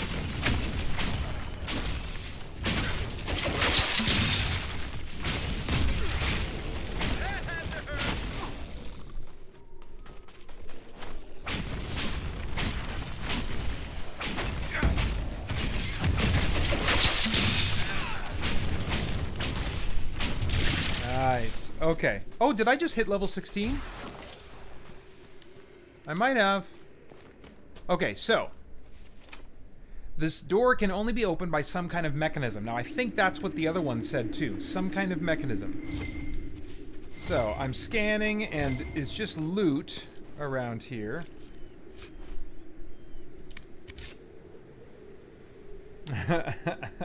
Joel says, LOL, I'll never admit it. Nathan Hale says, it also seems difficult to find Christians who are of alternative music communities, such as with metal or goth. The Bible and church history can have their gothic elements. That is interesting. Yeah, I mean, I guess I assumed, well, yeah, maybe the more goth side of things, if it comes with like the darker, like it's one thing to like listen to darker music, but I mean, if that aesthetic also kind of is attractive to someone to the point where they're like, yeah, this is my thing, I want to like dress a certain way and stuff like that, then I think some of those superficial things can unfortunately maybe make some Christians raise their eyebrows when there's no need for them to. I am a big fan of the band Red. In fact, they're the only band I like, and I really like them. And man, they have a sound that is hard and emotional and deals with rage and sadness and all kinds of like dark emotions and feelings being expressed.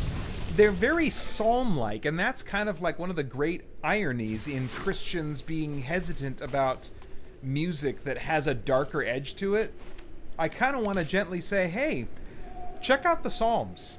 There's a lot of interesting stuff there that doesn't make it into our typical top 20 hits of Sunday morning worship music.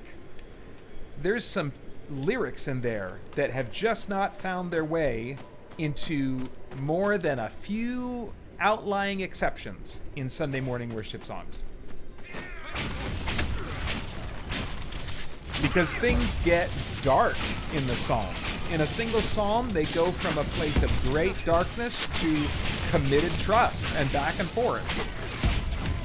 And as I'm on the elder board at our church, I joined the elder board at the beginning of 2004. And because of my background in music and as a worship pastor many years ago, they thought it would be good timing to have a worship subgroup on the elders. That the elders have subgroups like teaching and shepherding, different subgroups where a few elders on the board will kind of have additional meetings to focus on particular, more specific aspects of the church and overseeing aspects of the church. And so a worship subgroup was started when I came on board, and something that our church has really been growing in long before I was on the subgroup. It's honestly because of the worship pastor that we have now, who was my intern way back in the day. But again, I don't credit myself with what an amazing job she's doing. But she's really drawing from the Psalms in how she picks out songs, in how and how she writes songs for our congregation to sing. Very biblical in ways that, man, I wish so many other churches would experience. Yeah, we've got to allow for some darkness in addition to jubilation and rejoicing, because it's all there. It's all there in the Psalms. And man, I would love it if there was room on Sunday mornings for something along the lines of a Red song, but I think even at our church, we're a ways away from that still.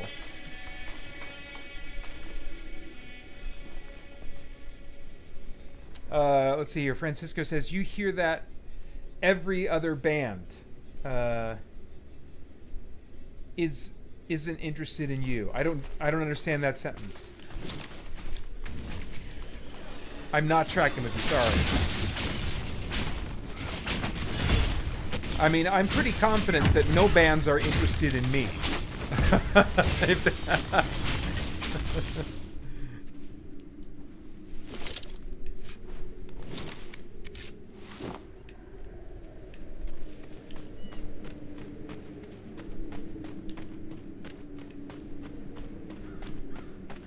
All right, Joel, I'm walking the border here.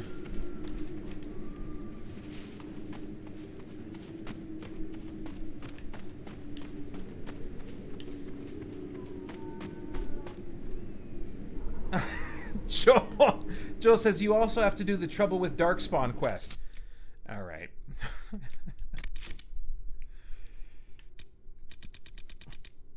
Is that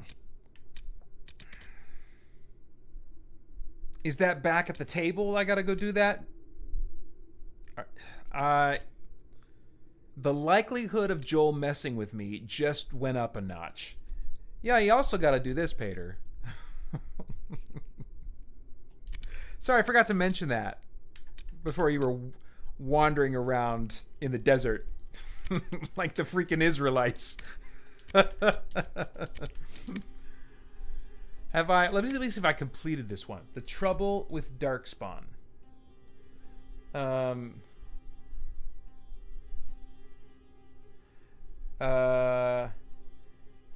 Francisco says, I think you meant it was the only rock metal band you listened to, so I was teasing you, but maybe it is literally the only band you listen to.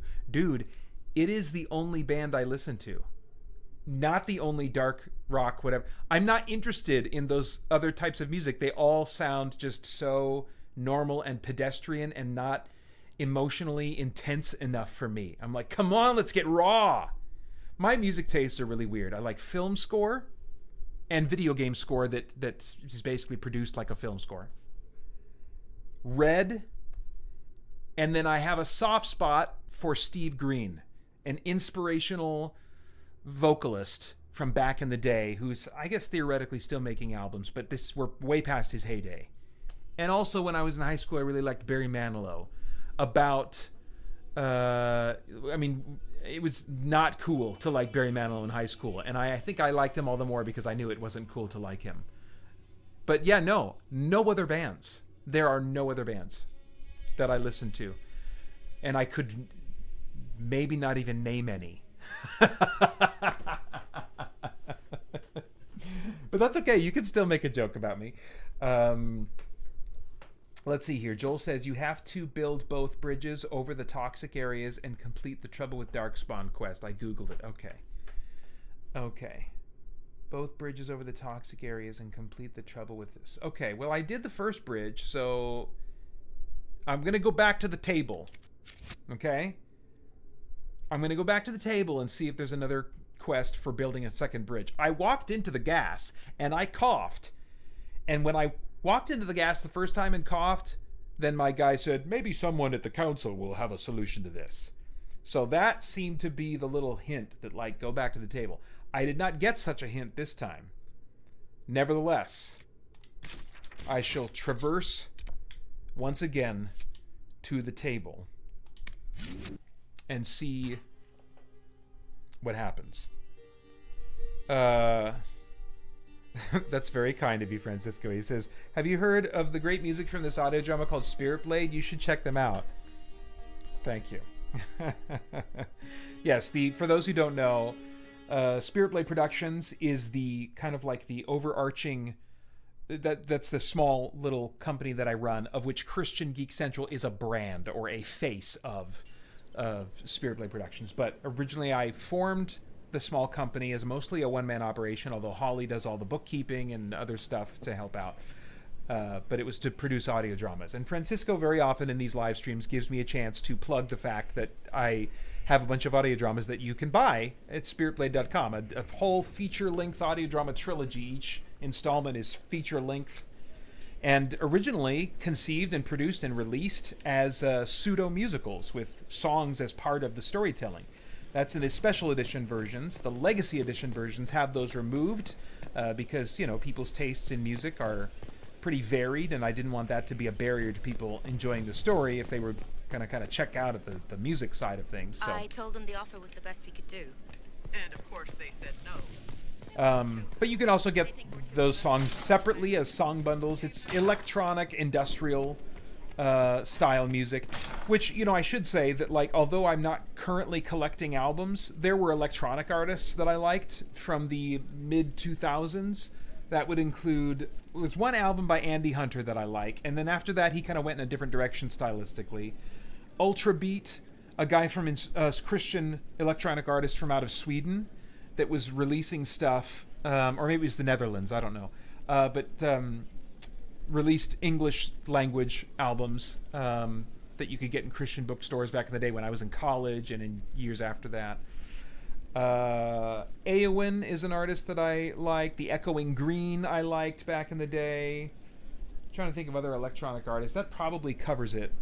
But like, there certainly, especially when I was in the thick of creating the Spirit Blade audio drama trilogy, I was listening to those kinds of artists, really enjoying them. But I think electronic and industrial music kind of gave way to this more dance club, dubsteppy type vibe that's really overtaken the genre now, and I'm just not into that. I like stuff that has more of that kind of dark industrial edge to it, and that's just isn't a style that's really in the electronic space really dominant. It's, you know, like so much of what I like, it's a little niche thing that the weirdos off in the corner like. But thank you. Francisco Ruiz says, my son has been listening to Untold podcasts and hoping to get him into Spirit Blade soon. Oh, cool. Yeah, Nathan Norman, man, taking up the torch in Christian audio storytelling. Really cool stuff.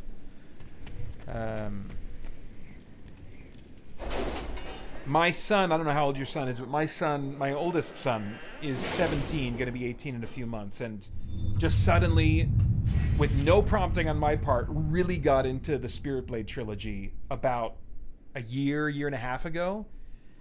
And he's still been really into it, and just and it's funny because I had the boys listen to it about the age I thought they were ready for it, which would have been around junior high-ish and late elementary. I wouldn't recommend it for every kid that's at that age, but my boys, content-wise, I knew were ready for it. But you know, it was just something to kind of pass the time, something for them to do during the summer. That I said, okay, why don't you listen to this? You know. And I think they liked it just fine. It kept their interest, but I mean, it didn't really hook them in. And then for some reason, once Asher hit around high school at some point, he, I guess, listened to it again, didn't tell me anything about the fact that he was going to be listening to it, and suddenly was just really into it, which has been really cool for me as his dad, you know? It's such a weird and special thing when, like, as a dad, you do something, you create something that one or more of your kids are really into. That's crazy. When does that happen? And so I count it as a huge, huge blessing.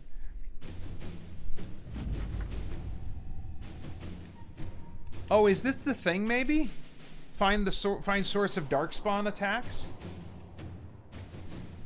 Will this open up the? I don't know.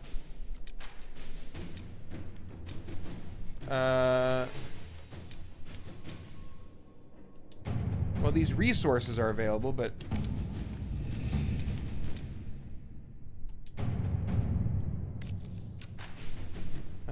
the trouble with darkspawn.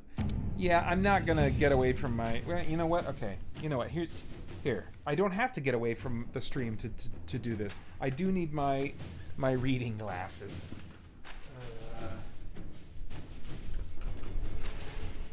Where did my reading glasses go?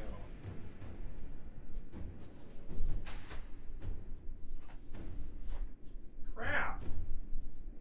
Where are my reading glasses? Oh my gosh. Well, maybe I can't do this if I can't find my reading glasses. I moved things around to get the stream ready, but I didn't think I would make my reading glasses disappear. There they are. All right. All right. Okay, I gotta catch some of these before they scroll away. Oh wait, no, we're good. We're good. Okay. I know, Francisco 17. What? Yeah, it's crazy. He's going to be 18 at the end of August. We've been visiting colleges. We've been visiting universities. He's going to be a senior in high school this coming fall. It's bonkers. Okay. But now I have the reading glasses to show you how that is possible. Because I am getting old. Okay, so the trouble with darkspawn. Okay. The trouble with darkspawn walkthrough Dragon Age Inquisition. Let's see if it's spelled any of that right. Okay. So I'm gonna skip IGN. Let's see here. Okay, Commander Ryland to start. Let's see. Is a side quest in Dragon Age Inquisition. Blah blah blah blah blah.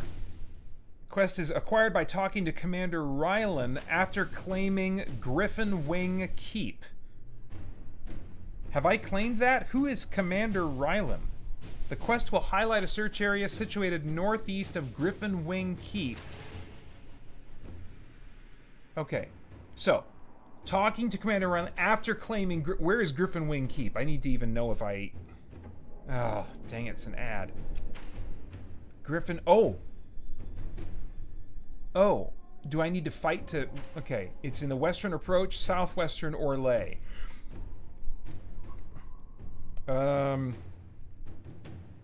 Okay, the Griffin Wing Keep is an old fortress built by the Wardens. I might have seen this.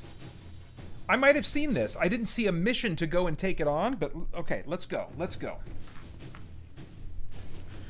Let's leave here. All right, don't need these anymore.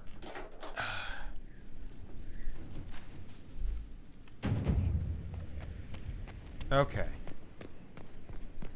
Oh, wait. Can I just leave from here? Maybe I can leave from here. Activate.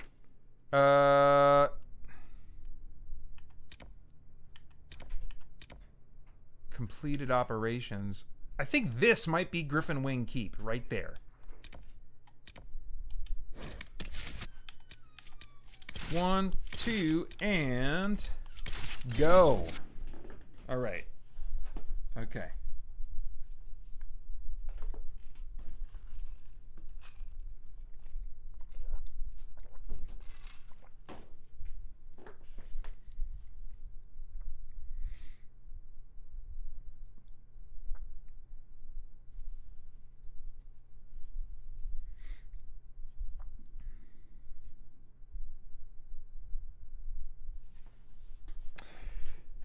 Alrighty.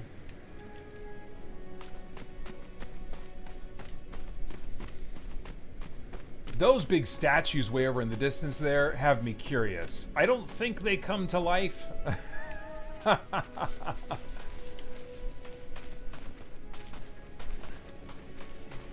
Alright, let's kill people on the way, right?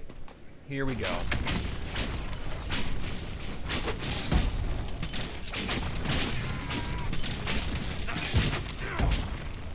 That one dude is just running up against the... Alright. Freeze this guy.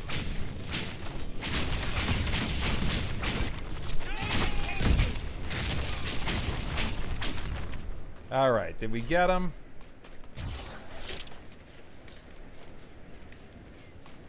That... I think that might be Griffin Wing Keep.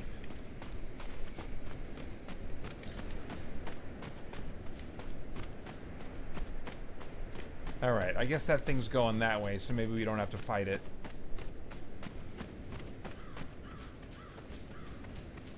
Man, that looks like something out of Mad Max. This is gonna be an undertaking if I meant to take this on, but here we go. Storm the gates! Yeah, McCady Nelson says, if I remember correctly, Griffin Wing Keep is very hard to miss. You'll know if you took it over already, LOL. Yeah, I'm thinking this is it. Oh, look at that. Look at all the griffins. All right, let's go, people.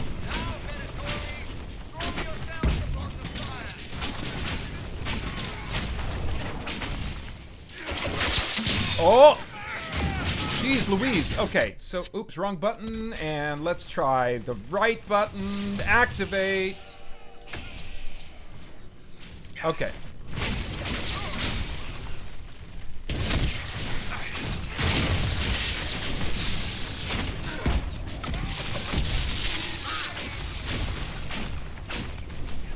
Oh man, are these just shooting off of him?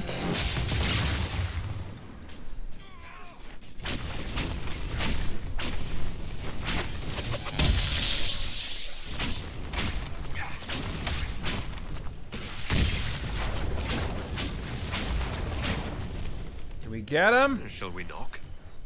Gladly. Okay. We are clearly in the right place. Alright, let's kill this thing. I don't trust that it's gonna leave me alone. Oh, crap. You know what I think?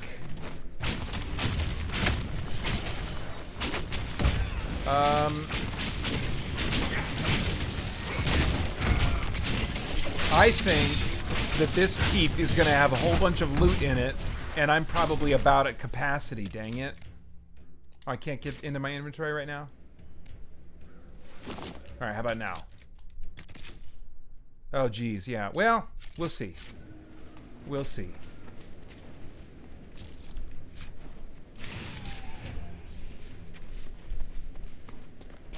Okay, let's save.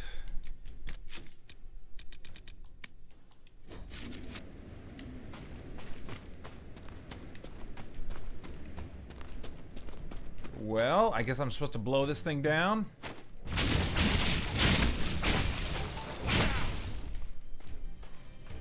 Oh, I get loot from defeating the door. Okay.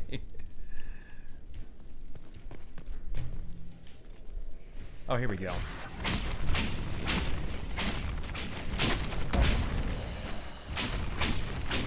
I don't know, gang. If that seems like a trap. Beat them! Prepare them! Seems like you're kind of running headlong into a trap.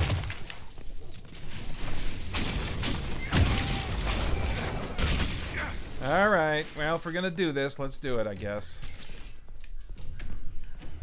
They just keep charging ahead, and I'm like, well, where are the guys that are waiting to drop down behind us? That's what I'm wondering. We serve, Inquisitor, in life and in death! The warrior! Okay. Oh, who's that dude? Okay.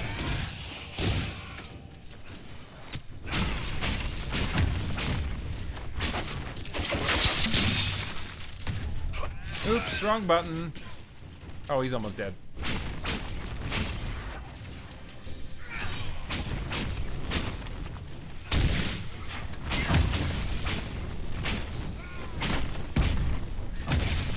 There we go.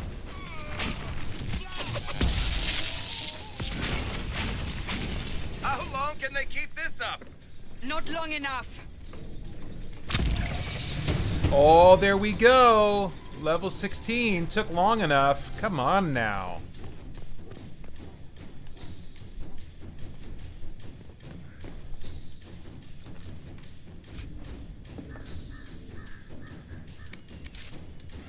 Oops, wrong button. Oh, I guess I'm going in there now.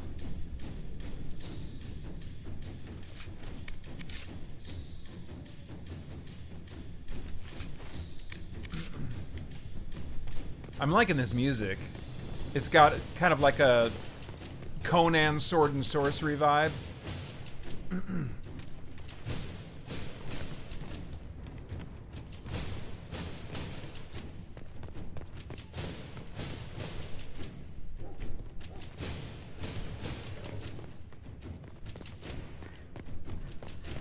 I'm a little afraid to like not loot everything now because I can't remember if like once you liberate a base, if like all the loot that dropped and that could be found like gets cleared. Probably not from these crates, but maybe from guys that die. I don't know. But I There's an want elven artifact nearby. all the loot. All of it.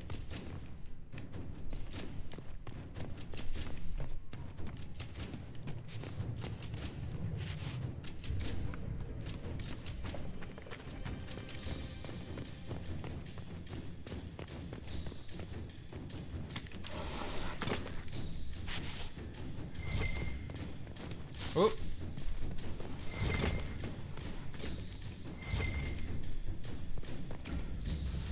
The wards are working.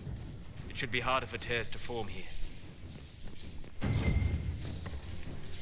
Okay. Oh, was this... Oh, I was gonna say, is this to sneak in from? But I don't think... I think that's just a drop off there. So, we're not gonna go that way.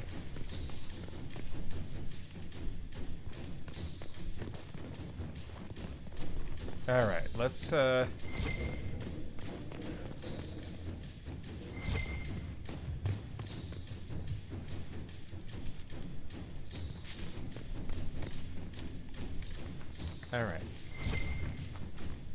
Are these just ladders being highlighted? They are. Okay. So, this is probably not worth the time I'm spending on it.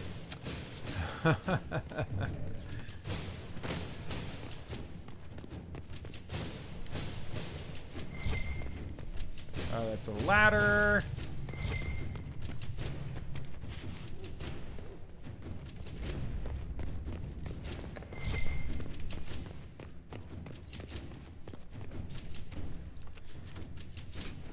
Yeah, these first 3 Dragon Age games, I mean, Adam kind of alluded to this earlier when he was on the stream, just about the nice visual design. They just like, this is when, up to this point, they were still really inspired by classic art that's associated with Dungeons and Dragons, I think. There's just a style to that art that was drawn, that paint, like Frank Frazetta, is that the name?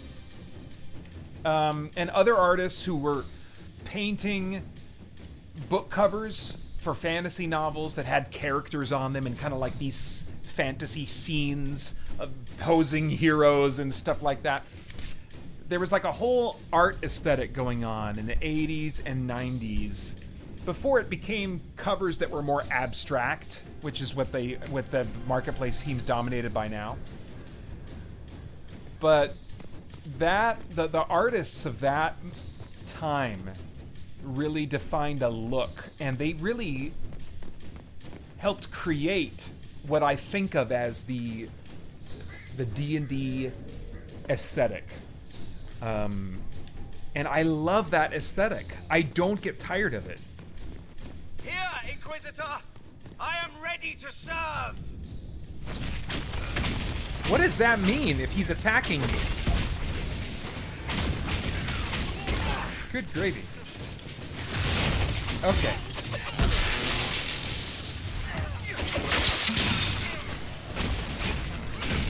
Come on.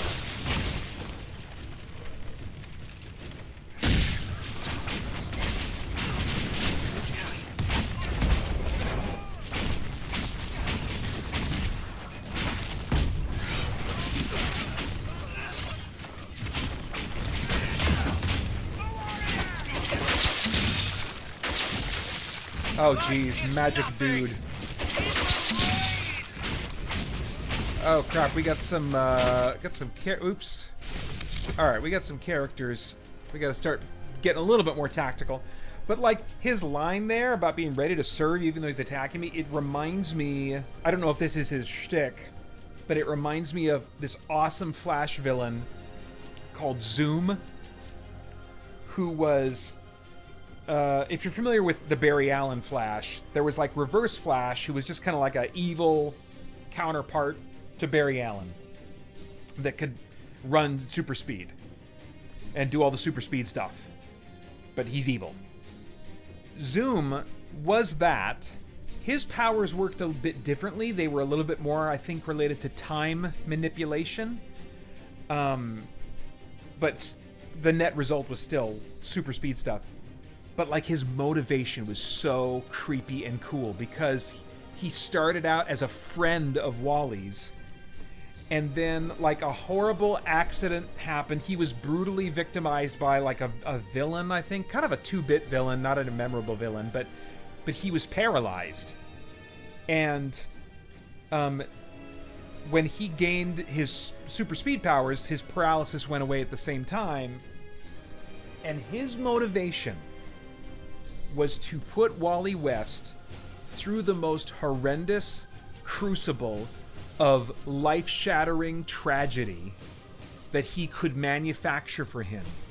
Because his reasoning was, the more pain and suffering I put Wally through, the stronger he will come out on the other side, and the better hero he will be, so that the kind of thing that happened to me won't have to happen to anyone else. Isn't that so jacked up? That, like, his motivation for doing these horrific things is to make Wally a better hero. Oh, man. And, you know, no surprise that Jeff Johns came up with that idea for that character. That was during his era of writing The Flash. Whoa. Anyway, okay. So, let's see here. Kuba Booba says, if you prefer AA games, have the increased cost of games and consoles affected you? Do you see yourself getting a PS6 or next Xbox, or are you comfortable where you are now? That entirely depends. This has always been the case for me, except for when my content creation work is a factor, which it was in the timing of purchasing both of these consoles. It wasn't it wasn't like I purchased them earlier than I would have, just for myself. Not a ton earlier, but some earlier. And it also feeds into a bit of why I have both of the modern consoles instead of just one. But anyway, historically, except for this generation, it's been entirely based on, well, what games are coming out that I can't play on the console I have. Like, even the draw to play them at better fidelity or better frame rate, that really isn't that much of a factor for me. I've never been that much into graphics. It's about gameplay for me. What type of game is it? The other stuff is icing, but that's not going to get me to pull the trigger on a console. It's got to be like an experience that I have to buy a new console in order to have. So, to answer your question, you have two questions here. If you prefer AA games, have the increased cost of games and consoles affected you?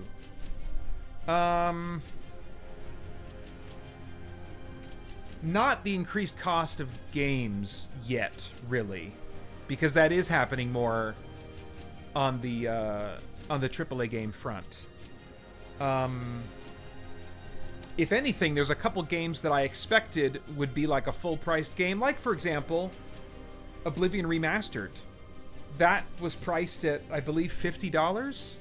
Not more than $60. I believe it was $50. And I think years ago, when it was much more standardized, it would have been whatever the standard price is. But it's below the standard price.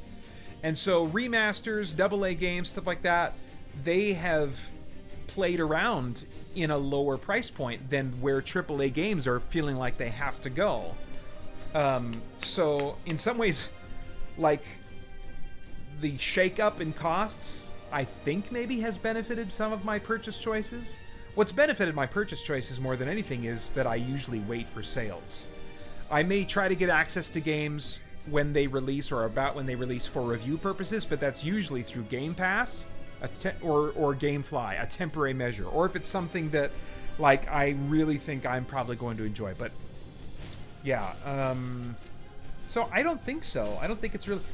And consoles, I don't know that I felt that yet, because before the console prices started going up on this generation, I'd already purchased both consoles, so I wasn't feeling that yet. Maybe I'll feel it next time. We'll just see how things shake out. We've got some years yet before they're going to be selling the next generation of consoles, I think, even if they're, working on them, which I'm sure they are. Do I see myself getting a PS6 or a next Xbox? Or am I comfortable where I am now? I'm comfortable where I am now, and it's entirely going to depend on the price and what games I can only get if I upgrade. That's what it's going to come down to. So I'm good right now. I'm totally content. The Flash villain you mentioned, that a bit like the Lord, no? Says Kubabu, we go through tribulation. Job went through a rough time which tested his faith. Not saying the Lord is a villain, LOL. Yeah, I mean, I think that what makes him a villain is that he thinks he has the wisdom and judgment to understand what's appropriate in allowing certain things, and that he has the power to do that in a way that's just and loving, and that he knows exactly, he doesn't know exactly where Wally's at, and the Lord knows exactly where we're at. That's why 1 Corinthians 10:13, I'm going to need my reading glasses, has become a valuable verse to me. Let me get this one out. Ooh, don't! I almost pulled my controller off the table. That's happened way too many times. 1 Corinthians 10:13 says, no temptation has overtaken you that is not common to man. God is faithful, and he will not let you be tempted beyond your ability, but with the temptation he will also provide the way of escape, that you may be able to endure it. Escape meaning endure. Escape not that the bad circumstances go away, but that you may be able to endure the difficult circumstances. I mean, like, so God has the wisdom, and that's such an interesting thing too, because, like, from Zoom's perspective, he is causing all of that. You wouldn't say, as we would regarding the Lord and what he's doing, you wouldn't use allow language. Zoom is causing from beginning to end the bad crap that he's unleashing on Wally. But God, being a being that exists outside of time, when we start talking about cause, effect, causing, and allowing, that goes down a whole rabbit trail that makes it a different animal from what Zoom is doing. One worth exploring and pondering and trying to sort through, because I think we can glean some things from it, but there's some things about it we'll just not be able to understand, because we're temporal beings and we're trying to understand the actions, quote unquote, of a being outside of time. What even is an action of a god outside of time, except that he interfaces with time in order to produce actions. That's a whole thing. So yeah, there's some overlap there that's worth thinking about and talking about. But yeah, as you observed, it's wildly different enough that we wouldn't want to say that the Lord is like Zoom in the villainous sense. All right. Fire resistance. So I don't know. Maybe I just need to make sure that she's taking the medicine she needs to take.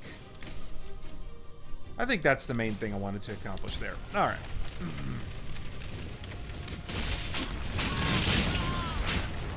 Okay. That was the last enemy, right? Okay, well, we're good. Inquisitor, you we're doing want good. Your very own fort in the middle of nowhere? It has water and a good tactical location. Oh, that was it? Did we really just liberate this fort? Oh, cool. I did not think I was going to accomplish that. I looked at the mammoth size of this fort and I was like, this is going to be some big old long dungeon crawl type thing. I'm not going to finish this before the stream is done. But I totally am. Plant the... No, don't plant the flag yet. Let's loot.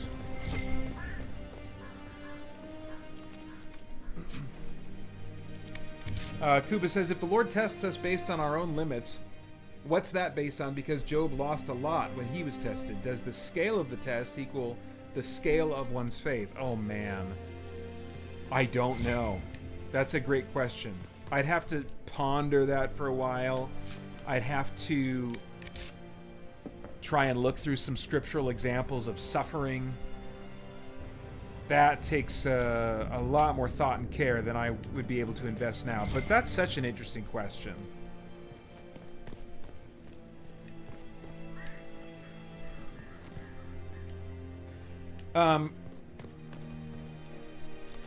What is true of Job, though, is that he endured. He had many questions, and it even led him to a place of some wrong thinking. But he didn't curse God.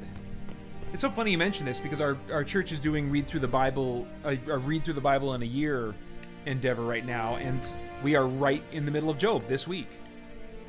And his wife said, Job, curse God and die. I mean, how long are you going to put it? Just curse him, he'll kill you, and it'll be over. I mean, that's the dark place she was in. But Job was not going to curse God. He endured. It doesn't mean that he wasn't totally broken by the experience. But he says at some point in that book, I know that my Redeemer lives, and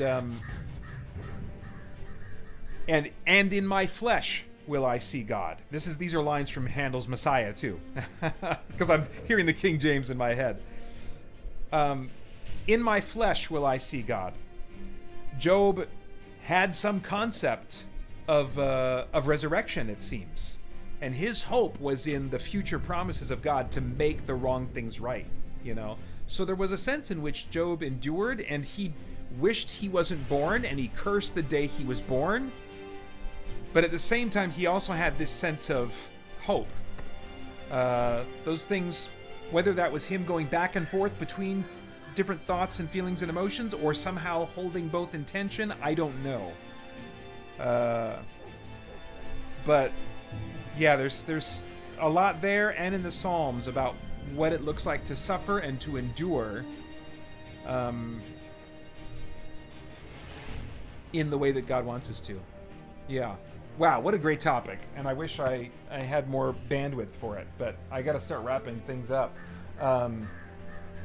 Kuba says, Jesus Christ went through the ultimate test and had the biggest faith of all. Yeah. I mean, there was so much of his life that was a test. We tend to think of like the cross and the brutality leading up to it as like the thing, and it was, but layered onto that was his rejection and abandonment from pretty much everyone that knew him. His complete loneliness in that, and people he loved so deeply. He mourned over Jerusalem and said, "Oh, Jerusalem, Jerusalem, who kills her prophets, how I longed to gather you under my wings like a hen gathers her chicks," or something along those lines. But you were unwilling. So like those that were persecuting him, he was so wanting to wrap his arms around and bring rescue and redemption to. I mean, like there was like such emotional turmoil because of the deep love. And it's because we can't fathom the depth of his love that we can't fathom the depth of his emotional turmoil at what he went through and the rejection and abandonment that he experienced. Yeah, a lot there. All right, wrapping up here. Kuba says, yeah, didn't the Old Testament folks believe in the promise that God would send someone? Their faith, salvation, was believing in the promise, whereas we believe in the promise fulfilled.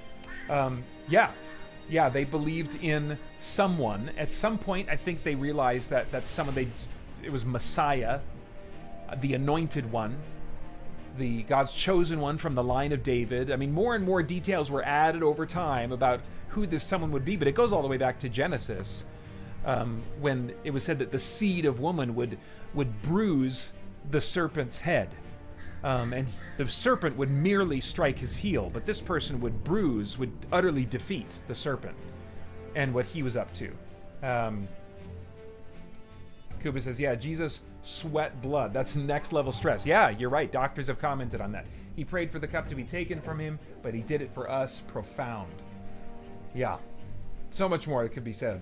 Yeah, thanks for bringing those to the surface. Francisco Reed says, thank you for the stream. Christian Geek Central, hope you have a blessed week. Thank you so much. Guys, this has been great. Let me plant my flag and end the stream here. Thank you so much, everybody who came out and gave me things to chat about and laugh about and nerd out about. It was a great time with you guys. Next stream, I think, will be another 4-hour one toward the end of the summer, maybe August? Somewhere in there would be my guess, maybe early August. We'll see, but I'll make sure there's word about it. Anyway, yeah, Inquisitor, thanks so much. You're early. We've barely been set up a week.